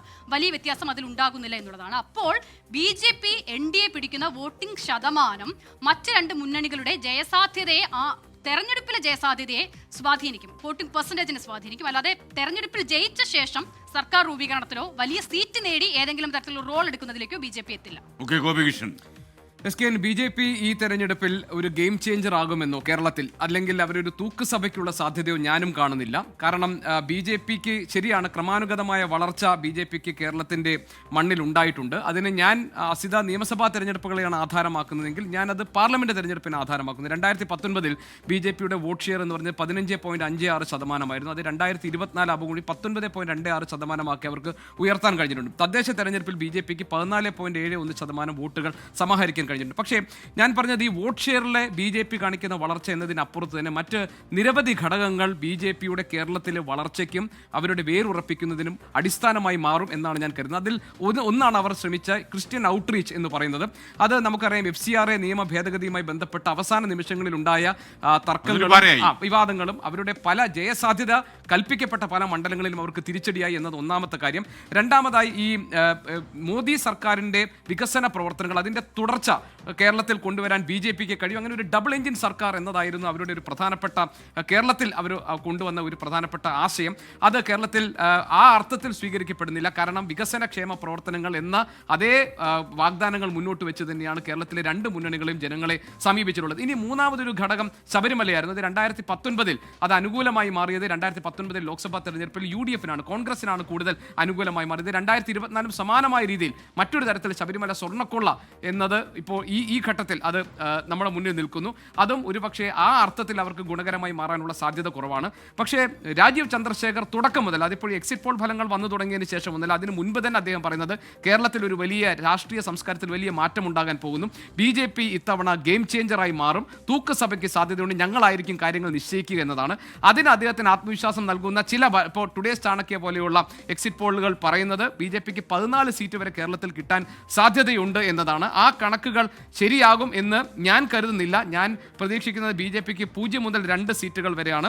ആ 2 സീറ്റുകൾ എനിക്ക് തോന്നുന്നത് നിയമമോ കഴക്കൂട്ടമാണ് BJPക്ക് കിട്ടാൻ, NDAക്ക് കിട്ടാൻ സാധ്യതയുള്ളതാണ് എൻ്റെ വിലയിരുത്തൽ. അത് അല്ലെങ്കിൽ ഏറ്റവും 1 സീറ്റും BJPക്ക് കിട്ടില്ല എന്നതാണ്. അതുകൊണ്ട് BJP രാഷ്ട്രീയമായി വളർച്ച ഉണ്ടാക്കുന്നുണ്ടെന്ന് പറയുമ്പോൾ തന്നെ കേരളത്തിൽ BJP ഏതെങ്കിലും സീറ്റുകളുടെ എണ്ണം വർദ്ധിപ്പിക്കാനോ അല്ലെങ്കിൽ അധികാരത്തിൽ ആകാനുള്ള സാധ്യത ഞാൻ നിലവിൽ ഇപ്പോൾ കാണുന്നില്ല.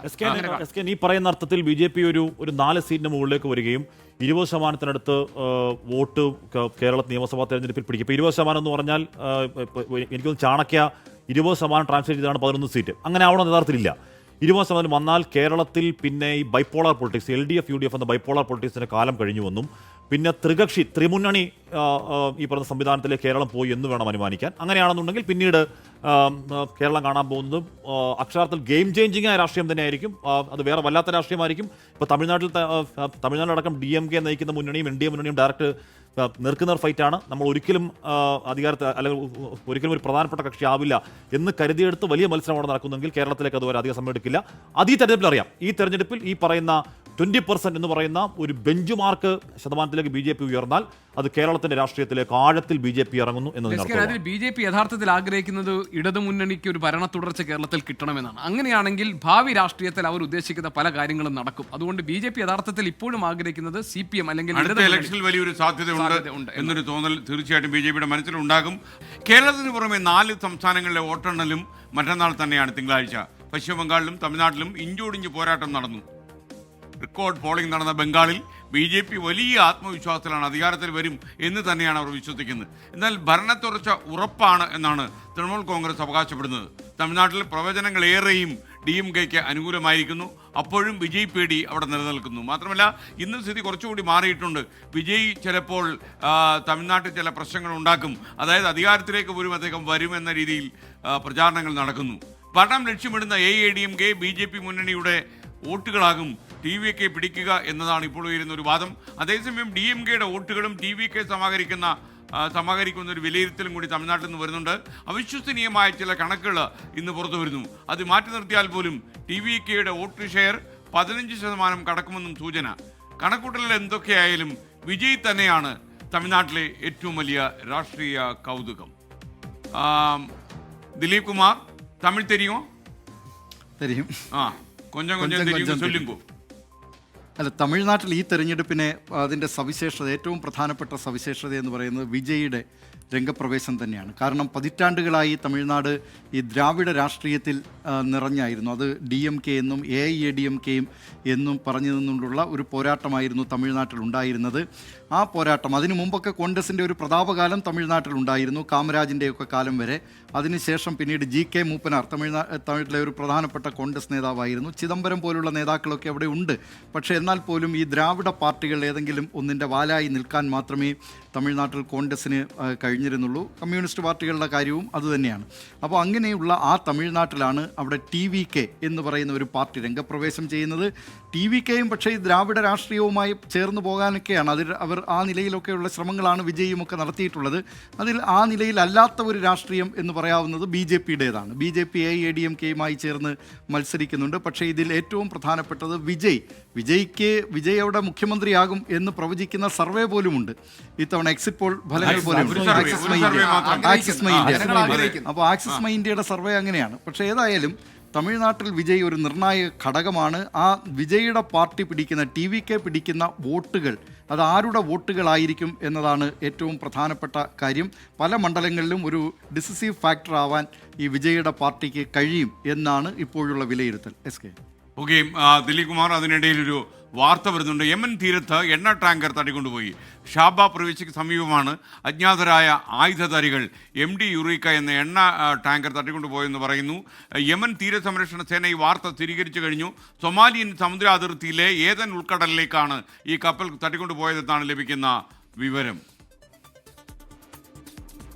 അല്പസമയത്തിനകം നമുക്ക് കൂടുതൽ വിവരങ്ങൾ ലഭിക്കും. ഈ സൊമാലിയൻ കടൽ കൊള്ളക്കാരാണോ ഇതിൻ്റെ പിന്നിൽ എന്ന രീതിയിലൊരു സംശയം കൂടിയുണ്ട്. ആ ഭാഗത്താണ് ഇത് സംഭവിച്ചിരിക്കുന്നതാണ് വിവരം. അത് യമനിലെ കോസ്റ്റ് ഗാർഡാണ്. അവിടുത്തെ സർക്കാരുമായി അവിടെ സർക്കാരും സർക്കാർ വിരുദ്ധരും തമ്മിലുള്ള വലിയ പോരാട്ടം നടക്കുന്ന സ്ഥലമാണല്ലോ ഹൂതികളും. അപ്പോൾ അവിടെ യമൻ സർക്കാരുമായി ബന്ധപ്പെട്ടാണ് ഈ കോസ്റ്റ് ഗാർഡാണ് ഇങ്ങനെ ഒന്ന് അറിയിച്ചിരിക്കുന്നത്. അത് സോമാലി ആ കടൽ മേഖലയിലേക്ക് പോയിട്ടുണ്ട് എന്നുള്ള ഒരു കാര്യം മാത്രമാണ് ഇപ്പോൾ അറിഞ്ഞിട്ടുള്ളത്. ഓക്കെ, തീർച്ചയായിട്ടും നമുക്ക് കൂടുതൽ വിശദാംശങ്ങൾക്ക് വേണ്ടി നമ്മൾ കാത്തിരിക്കുകയാണ്. ആഷ്മി, നമ്മൾ ബംഗാളിലേക്ക് നമുക്കൊന്ന് പോകണം. അതിനു മുമ്പ് നമുക്ക് തമിഴ്നാട് രാഷ്ട്രീയത്തിൽ വിജയം ഉണ്ടാക്കാൻ പോകുന്ന ചലനം എങ്ങനെയായിരിക്കും? ഡ്രാസ്റ്റിക് മാറ്റമായിരിക്കും എന്ന് പറഞ്ഞാൽ ഒരു തെരഞ്ഞെടുപ്പിൽ സൈക്കിൾ ഓട്ടി വോട്ട് ചെയ്യാനെത്തിയതാണ് വിജയുടെ ആദ്യ പൊളിറ്റിക്കൽ സ്റ്റേറ്റ്മെന്റ്. അത് കഴിഞ്ഞ് ഇയക്കം എന്ന് പറഞ്ഞ ആരാധക കൂട്ടായ്മ ഉണ്ടാക്കുന്നു. അത് രാഷ്ട്രീയ പാർട്ടിയാകുന്നു. ഇയക്കം എന്ന തദ്ദേശത്തിൽ മത്സരിച്ച് അത്യാവശ്യം സീറ്റുകൾ പിടിക്കുന്നുണ്ട്. രാഷ്ട്രീയ പാർട്ടിയാണ്. അപ്പോഴൊക്കെ വിജയ്ക്കെതിരെ പരിഹാസം മാത്രമാണ്. സിനിമ അല്ല രാഷ്ട്രീയം, അരസിയൽ സിനിമ അല്ലാതെ പറഞ്ഞുകൊണ്ടിരുന്നു. പക്ഷേ വിജയ് പടിപടിയായി അങ്ങനെ മുന്നോട്ട് പോകുന്നു. കരൂർ ദുരന്തമുണ്ടാകുന്നതോടുകൂടി അതോടുകൂടി വിജയ് അസ്തമിച്ചത് ഞാനടക്കം ഇന്റർവ്യൂ പറഞ്ഞാണ്. പക്ഷേ അങ്ങനെ സംഭവിച്ചില്ല, അസ്തമിച്ചില്ല. അതിനെ ടാക്കിൾ ചെയ്യുന്നു വിജയ്. അതിനെയും രാഷ്ട്രീയമായി നേരിട്ടുകൊണ്ട് നല്ല രാഷ്ട്രീയം തന്നെ പറഞ്ഞുകൊണ്ട് ഏറ്റവും ഒടുവിൽ വിജയ് പ്രചരണം തീരുന്നത് സൈക്കിൾ ചവിട്ടിക്കൊണ്ട് തന്നെയാണ്. അപ്പോൾ സൈക്കിൾ ചവിട്ടി തുടങ്ങി പ്രചരണം സൈക്കിൾ തീർത്ത വിജയ് അവിടുത്തെ ഒരു വലിയ രാഷ്ട്രീയ സാന്നിധ്യമായി മാറി എന്നതിൽ തർക്കം വേണ്ട.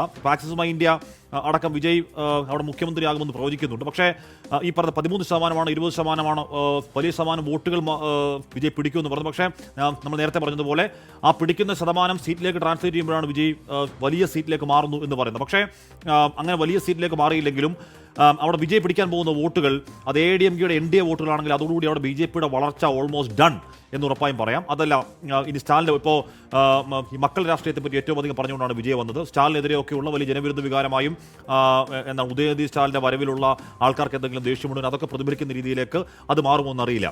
പെരമ്പൂരാണ് വിജയ് മത്സരിച്ച രണ്ടാമത്തെ സീറ്റ്. SK നമ്മൾ ഷെഫീദ് റാവത്തോടെ പോയതാണ്. അപ്പോൾ ഷെഫീദ് പറയുന്നത് പെരമ്പൂർ എന്ന് പറയുന്നത് ഒരുപാട് ഗില്ലുകളൊക്കെയുള്ള കോളനികളൊക്കെയുള്ള പരമപാവങ്ങൾ ജീവിക്കുന്ന ജീവിക്കുന്ന ഒരു സ്ഥലമാണ്. അങ്ങോട്ടേക്ക് വിജയ് വരുന്നത് രാഷ്ട്രീയക്കാരനായല്ല, ഒരു സിനിമാ നടനായി തന്നെ വരികയാണ്. അവിടെ ഈ പറയുന്ന രീതിയിൽ എന്താണ് ഈ തമിഴ് സിനിമകൾ കാണുന്ന പോലെ ഗ്രാമവാസികളെ രക്ഷിക്കാൻ ഏറ്റവും കൂടുതൽ വരുന്ന രക്ഷകൻ ഇമേജിൽ അദ്ദേഹം അങ്ങോട്ടേക്ക് വരുന്നുണ്ട്. അദ്ദേഹത്തെ ആരവത്തുള്ള ആൾക്കാർ ഏറ്റെടുക്കുന്നുണ്ട്. ആ ആരവം തമിഴ്നാട്ടിലുടനീളം വിജയ് പോയ സ്ഥലങ്ങളിലൊക്കെ കാണാൻ കഴിഞ്ഞു. അത് മുഴുവൻ വോട്ടായി മാറുകയാണെങ്കിൽ വിജയ് ഇപ്പോൾ തന്നെ അടിയുറച്ച രാഷ്ട്രീയ സാധ്യത അവിടെ മാറി. പക്ഷേ എത്ര സീറ്റ് കിട്ടുമെന്നുള്ളതും ആരുടെ വിജയത്തെ അത് ബാധിക്കുന്നുള്ളതും ഞാൻ എൻ്റെ ഒരു റീഡിംഗ് എസ് കെ കൃത്യമായും അത് NDA സഖ്യത്തിൻ്റെ AIADMK സഖ്യത്തിൻ്റെ വോട്ടുകളിലേക്ക് വിജയ് ഇടിച്ചു കയറുന്നു എന്ന് തന്നെയാണ്. സ്റ്റാലിനെ എത്രത്തോളം ബാധിക്കുന്നത് നമുക്ക് കണ്ടറിയാം. ബംഗാളോട് പറഞ്ഞു കൊടുത്തേക്കോ. ബംഗാളിൽ അല്ല, അതിനിടയിൽ നമ്മുടെ അലി അക്ബർ എന്ന് നമ്മുടെ സ്ഥിരം പ്രേക്ഷകൻ പറയുന്നു തമിഴ്നാട്ടിൽ AIADMKയുടെ വോട്ടുകളായിരിക്കും കൂടുതലായിട്ടും വിജയ് പിടിക്കുക. DMK ഒരു കേഡർ പാർട്ടിയാണ്, അവരുടെ വോട്ടുകളൊന്നും പിടിക്കാൻ പറ്റില്ല. അതുകൊണ്ട് DMK തന്നെ അധികാരത്തിൽ വരും എന്നാണ് അലി അക്ബർ എന്ന പ്രേക്ഷകൻ. അതിനാണ് പോസിബിലിറ്റി, അതിൽ തന്നെയാണ് പോസിബിലിറ്റി. പക്ഷേ എന്ന് പറഞ്ഞാൽ എസ് കെ വിജയ് നേർക്കുനേർ ആക്രമിച്ചത് സ്റ്റാലിനെയാണ്. അവർ ചേർക്കാത്ത ഘടകകക്ഷി ഏതാ? 29 ലക്ഷം 29 എല്ലാം പിടിച്ചു ചേർത്തിട്ടുണ്ട്. എസ് കെ അവിടെ DMK, Congress, CPM, CPI, SDPI, പിന്നെ MDMK, PMK എന്ന് പറഞ്ഞിട്ട് 29 ലക്ഷം. കേരളത്തിന്റെ പൊളിറ്റിക്കൽ ഗ്രാഫിൽ നമുക്ക് വന്യമായ ചിന്തയിൽ പോലും ആലോചിക്കാൻ കഴിയാത്ത കോമ്പിനേഷൻ അവിടെ ഉണ്ടായിട്ടുണ്ട്. അപ്പോൾ അത് DMKക്ക് വിജയം കൊണ്ടുവരുന്ന ഉറപ്പാണ്. പക്ഷേ വിജയ് നേർക്കുന്ന അറ്റാക്ക് ചെയ്ത് സ്റ്റാലിനെ തന്നെയായിരുന്നു, സ്റ്റാലിന്റെ മക്കളുടെ രാഷ്ട്രീയത്തെ പറ്റിയായിരുന്നു. അപ്പോൾ അത് ഏത് രീതിയിലാണത് സ്റ്റാലിനെ ബാധിക്കുക എന്ന് നമുക്ക് കാത്തിരുന്ന് കാണാം. വിജയ് ഈസ് എ പ്രൊമിനന്റ് രാഷ്ട്രീയ സാന്നിധ്യം ഇൻ തമിഴ്നാട്, നോ ഡൗട്ട്. തമിഴ്നാട്ടിലെ DMK നേതൃത്വം കൊടുക്കുന്ന മുന്നണി വീണ്ടും അധികാരത്തിൽ വരും എന്ന കാര്യത്തിൽ ഒരു സംശയവുമില്ല. അതേസമയം തന്നെ വിജയ് വളരെ വലിയ രാഷ്ട്രീയ സ്വാധീനം തമിഴ് രാഷ്ട്രീയത്തിൽ തെരഞ്ഞെടുപ്പ് കാലത്ത് ഉണ്ടാക്കിയിട്ടുണ്ട് എന്ന് വിലയിരുത്തലിലും തെറ്റില്ല. കാരണം തമിഴ്നാട് കഴിഞ്ഞ 50 വർഷമായി, നൂറ്റാണ്ടായി ഒരു ദ്വിമുഖ രാഷ്ട്രീയമാണ്. ഒന്ന് DMK അല്ലെങ്കിൽ AIADMK എന്നതായിരുന്നു. ഇപ്പോൾ വിജയെ സംബന്ധിച്ച് ഇപ്പോൾ തമിഴ്നാട്ടിൽ അടുത്ത മുഖ്യമന്ത്രി ആരാകണം എന്ന സർവേയിൽ 37% ആളുകൾ അത് വിജയ് ആകണം എന്ന് ആഗ്രഹിക്കുന്നു. 35% ആളുകൾ മാത്രമാണ് MK സ്റ്റാലിന് വേണ്ടിയിട്ട് നിൽക്കുന്നത്. അപ്പോൾ ഇതിനകത്ത് കാണിക്കുന്നത് തമിഴ്നാട്ടിലെ യുവതലമുറ, അതായത് ആദ്യമായി വോട്ട് ചെയ്യുന്ന ആളുകൾ, ആദ്യമായി ചെയ്യുന്ന ചെറുപ്പക്കാർ, അവരിൽ ഭൂരിപക്ഷം ആളുകൾ, അതിൽ 68% ആളുകൾ വിജയുടെ TVKക്ക് വേണ്ടി വോട്ട് ചെയ്യുന്നു എന്നതാണ് പറയുന്നത്. 21-നും 29-നും വയസ്സ് ഇടയ്ക്ക് പ്രായമുള്ള 51% ആളുകളും വിജയ് TVK അധികാരത്തിൽ വരണമെന്ന് ആഗ്രഹിക്കുന്നവരാണ്. അതിൽ തന്നെ 77% ആളുകൾ വിജയ് മുഖ്യമന്ത്രി ആകണമെന്ന് ആഗ്രഹം. അപ്പോൾ ഇതൊരു പുതിയ ട്രെൻഡാണ്, ഒരു പുതിയ ചേഞ്ചാണ് വിജയ് കൊണ്ടുവന്നിരിക്കുന്നത്. പുതിയ സംഭവമാണ്. അപ്പോൾ ഈ രണ്ട് അതുണ്ട് MGR ജയലളിതയ്ക്ക് ശേഷം ആ സ്റ്റാർ വാലിയിൽ. പക്ഷേ ദ്രാവിഡ രാഷ്ട്രീയം പറയാതെ ഈ ഇപ്പോൾ വിജയെ സംബന്ധിച്ച് ഒരു ഇതുണ്ടായിരുന്നത് AIADMKയുടെ ഒരു തകർന്നിരിക്കുന്ന ഒരു സമയത്ത് ഇപ്പോൾ BJP TVK ഒപ്പം നിർത്താൻ വേണ്ടി ശ്രമിച്ചിരുന്നു, NDAയുടെ ഭാഗമാകും. അതിനൊന്നും വഴിപ്പെടാതെ വിജയ് സ്വന്തം നിലയിൽ ഒരു രാഷ്ട്രീയ പാത വെട്ടി തുറന്നിരിക്കുന്നതാണ്. വിജയ്ക്ക് കിട്ടാൻ പോകുന്ന വോട്ടുകൾ AIADMK ഉൾപ്പെടെയുള്ള പ്രതിപക്ഷ രാഷ്ട്രീയ പാർട്ടികളുടെ വോട്ടുകളായിരിക്കും വിജയ് സമാഹരിക്കുക. അങ്ങനെ കോൺഗ്രസിന്റെ MP മണിക്കം ടാഗോർ തന്നെ ഇപ്പോൾ വിജയ് വലിയൊരു രാഷ്ട്രീയ ശക്തിയായി, സ്വാധീന ശക്തിയായി തമിഴ്നാട്ടിൽ മാറാൻ പോകുന്നു എന്ന് പറയുന്നു. അപ്പോൾ തമിഴ് രാഷ്ട്രീയത്തിൽ വലിയ മാറ്റങ്ങൾക്ക് വഴിവെക്കുന്ന ഒന്നായി വിജയുടെ തമിഴ് രാഷ്ട്രീയത്തിലെ സാന്നിധ്യം മാറാൻ പോകുന്നു. തമിഴ്നാട്ടിൽ നേരത്തെ പറഞ്ഞതുപോലെ തമിഴ്നാട്ടിൽ ഇത്തവണ വിജയ് ഒരു നിർണായക ശക്തിയാകും എന്ന കാര്യത്തിൽ സംശയമില്ല. വിജയ് കരുത്തുകാട്ടും. പല സിനിമാ താരങ്ങളും ഇതിനിടെ വന്നുപോയിട്ടുണ്ട്. അത് MGR ജയലളിത മാത്രമല്ല, പിന്നീട് വന്നിട്ടുള്ളവരിൽ പലരും. പക്ഷേ വിജയകാന്ത്, കമലഹാസൻ തുടങ്ങിയവരൊക്കെ, അതെ, നെപ്പോളിയൻ, അങ്ങനെ പല താരങ്ങളും ഇത് വന്നിട്ടുണ്ട്. ശരത്ത് വന്നിട്ടുണ്ട്. അങ്ങനെ പല താരങ്ങളും വന്നിട്ടുണ്ടെങ്കിലും വിജയ് ഉണ്ടാക്കുന്ന ആ ഓളം പോലെ തമിഴ്നാട്ടിൽ മറ്റൊരു സിനിമാ താരത്തിനും സമീപകാലത്ത് അവിടെ അങ്ങനെ ജനസ്വാധീനം ഉണ്ടാക്കാൻ കഴിഞ്ഞിട്ടില്ല. ആ ജനസ്വാധീനം ഉണ്ടാക്കാൻ വിജയ്ക്ക് കഴിഞ്ഞു എന്നതാണ് ഈ തെരഞ്ഞെടുപ്പിൽ പ്രകടമാകാൻ പോകുക എന്ന് പറഞ്ഞാൽ വിജയുടെ ഈ യോഗങ്ങളിലെത്തുന്ന വലിയ ആൾക്കൂട്ടം അത് വോട്ടായി മാറുമോ എന്നുള്ള കാര്യം അത് കണ്ടറിയേണ്ടി. ഞാൻ ഈ അടുത്തിടെ നമ്മൾ കണ്ടതായിരുന്നെങ്കിലും ഒന്നുകൂടെ ഒരു ഓർമ്മ പുതുക്കാൻ വേണ്ടി യൂട്യൂബിൽ ജയലളിതയുടെ 2 ഇൻ്റർവ്യൂ കണ്ടായിരുന്നു. എനിക്കത് വളരെ ഇഷ്ടപ്പെട്ട. അതിൽ ഞാൻ അവരുടെ പേരുകൾ പറയുന്നില്ല, കാരണം അതിൽ ഇത്തിരി അപമാനിച്ചിട്ടുണ്ട് ജയലളിത ഇന്റർവ്യൂ ചെയ്യാൻ പോയ ആളിന്. കരൺ താപ്പർ ആയിരുന്നു. പിന്നെ നമ്മുടെ ഒരു ഇൻ്റർവ്യൂ കൂടെ ഉണ്ടായിരുന്നു. അപ്പോൾ ഒരു ഇൻ്റർവ്യൂവിൽ അവർ വളരെ മാന്യമായിട്ട് പെരുമാറി. ഈ കരൺ താപ്പറിൻ്റെ ഇൻ്റർവ്യൂവിൽ അദ്ദേഹം ഈ ഇൻ്റർവ്യൂ അവസാനിക്കുമ്പം എന്തായാലും എല്ലാം നന്നായി എന്ന് ഞാൻ കരുതുന്നു. ഒന്നും നന്നായതൊന്നുമില്ല, വളരെ മോശപ്പെട്ട ഇൻ്റർവ്യൂ ആയിരുന്നു എന്നിട്ട് കൈ കൊടുക്കാൻ ശ്രമിച്ചു. എന്നിട്ട് എനിക്കൊന്ന് കരൺ താപ്പറിന്റെ ജീവിതത്തിൽ അഭിമുഖത്തിൽ എന്ത് സംഭവിച്ചു എന്ന് കരൺ താപ്പർ പിന്നീട് അദ്ദേഹത്തിന് ഡെവിൾസ് അഡ്വക്കേറ്റ് എന്നൊരു പുസ്തകമുണ്ട്. അതിൽ കരൺ താപ്പർ പറയുന്നത് നേരത്തെ തന്നെ ഈ ഇന്റർവ്യൂ സെറ്റ് ചെയ്യുമ്പോൾ അവിടെ വിരിക്കേണ്ട മേശവിരിയുടെ കളർ ഉൾപ്പെടെ അവർ സെറ്റ് ചെയ്തിരുന്നു. ചോദ്യങ്ങൾ നേരത്തെ കൊടുക്കണമെന്ന് സെറ്റ് ഓഫ് ക്വസ്റ്റ്യൻസ് അത് കൊടുത്തു. പക്ഷേ കരൺ താപ്പർ അതെല്ലാം തെറ്റിച്ച് അദ്ദേഹത്തിന്റെ കൈവശമുള്ള മറ്റു ചോദ്യങ്ങളാണ് ചോദിച്ചത്. അതിലുള്ള അസ്വസ്ഥതയാണ് ജയലളിത പ്രകടിപ്പിച്ചതെന്ന് പിന്നീട് അദ്ദേഹം ഒരു പുസ്തകത്തിൽ എഴുതിയിട്ടുണ്ട്. നമുക്ക് തമിഴ്നാട് മാത്രമല്ല പശ്ചിമ ബംഗാളും അവിടെ എനിക്കൊന്ന് വാശിയേറിയൊരു പോരാട്ടമാണ്. ഇന്ത്യ അധികാരത്തിലെത്തുമെന്ന് ഉറപ്പിച്ചു പറയുന്ന ഒരുപാട് രാഷ്ട്രീയ നിരീക്ഷകരുണ്ട്.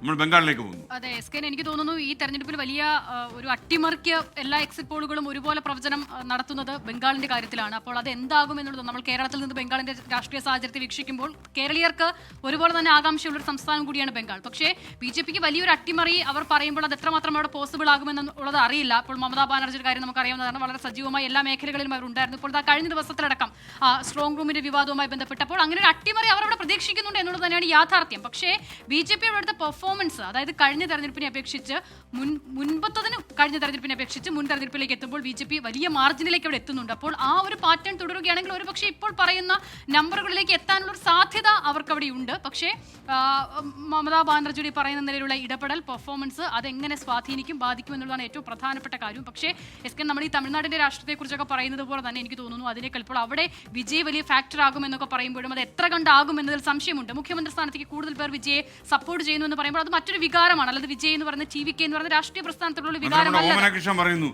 ഈ ആൾക്കൂട്ടം ഒന്നും ആയിരിക്കില്ല, അതുപോലൊന്നും ആയിരിക്കില്ല വോട്ടിംഗ് നടക്കുന്നത്. അത് മാത്രമല്ല വിജയ് എത്ര സീറ്റ് പിടിച്ചാലാണ് നമ്മൾ വിജയ് അവിടെ ആ ഒരു സ്വാധീന ശക്തിയായി മാറി എന്ന് പറയാൻ പോകുന്നത് എന്നൊക്കെയുള്ളത് അന്ന് ദിവസം മാത്രം അറിയാവുന്ന കാര്യമാണ്. പക്ഷേ പശ്ചിമ ബംഗാളിലേക്ക് വരുമ്പോൾ അതല്ല സാഹചര്യം എന്ന് തോന്നുന്നു. ഒരു വലിയ ഡ്രാസ്റ്റിക് ആയിട്ട് ഒരു ചേഞ്ച് ഇന്ത്യയുടെ തന്നെ രാഷ്ട്രീയ സാഹചര്യത്തിൽ ഉണ്ടാകുന്നത് പശ്ചിമ ബംഗാളിൽ ഒരു പക്ഷേ BJP NDA അധികാരത്തിൽ വന്നാൽ. സമയ പരിമിതി കൊണ്ട് നമ്മളിനി ഈ ചർച്ചയുടെ മറ്റുള്ള ഭാഗങ്ങളിലേക്ക് നമ്മൾ പോകുന്നില്ല.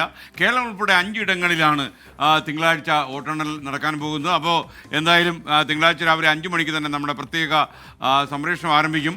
2 നാൾ, അതായത് നാളെ കൂടി കഴിഞ്ഞാൽ നമുക്ക് ഒരു തിങ്കളാഴ്ച 11 മണിയാകുമ്പോഴേക്ക് വിധി ഏകദേശമൊക്കെ അറിയാം. മലയാളിയുടെ ഇലക്ഷൻ സ്പെഷ്യലിസ്റ്റ് എന്ന പേരിലാണ് 24 ഇത്തവണയും വോട്ടെണ്ണൽ ദിനത്തെ നേരിടുന്നത്. 24ന്റെ മാജിക് സ്ക്രീനിൽ പ്രേക്ഷകരെ വിസ്മയത്തുമ്പത്ത് എത്തിക്കുന്ന ചില സർപ്രൈസുകൾ നമ്മൾ ഇത്തവണ ഒരുക്കിയിട്ടുണ്ട്. ഈ മറ്റന്നാൾ രാവിലെ 5 മണിക്ക് തുടങ്ങുന്ന വിധി ദിന തത്സമയ സംപ്രേഷണം രാത്രി വരെ തുടർന്നു പോകും. വൈകുന്നേരം 6 മണിക്ക്, അതായത് തിങ്കളാഴ്ച വൈകുന്നേരം 6 മണിക്ക് ലോക ടെലിവിഷനിൽ തന്നെ ആദ്യമായി 3D ആനിമോർഫിക് എക്സ്പീരിയൻസ് ആസ്വദിക്കാവുന്ന ഒരു സ്പെഷ്യൽ ഇലക്ഷൻ ഷോ നമ്മൾ ഒരുക്കിയിട്ടുണ്ട്. എന്താണ് ഈ അനിമോർഫിക് എക്സ്പീരിയൻസ്?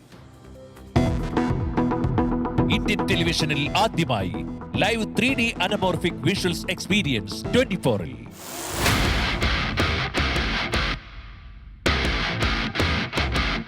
വോട്ടെണ്ണൽ ദിനത്തിൽ പ്രേക്ഷകർക്ക് 24ന്റെ വിസ്മയ കാഴ്ച.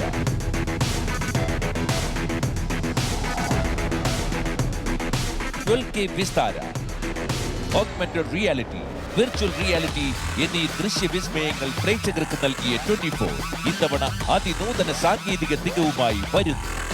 Live 3D anamorphic visuals experience ഫലപ്രഖ്യാപനത്തിന് ശേഷം വൈകുന്നേരം 6 മണി മുതൽ 24 The Election Specialist, Immersive Experience Partner, Grey Interactive.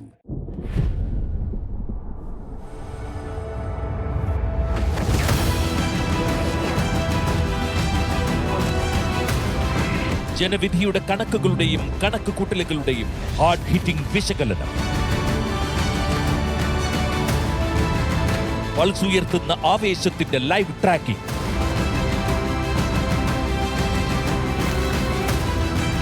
SKN, Hashmi Taj Ibrahim, Asida Zaheer കൂട്ടുകെട്ടിന്റെ തകർപ്പൻ കൗണ്ടിംഗ് അപ്ഡേറ്റ്സ്.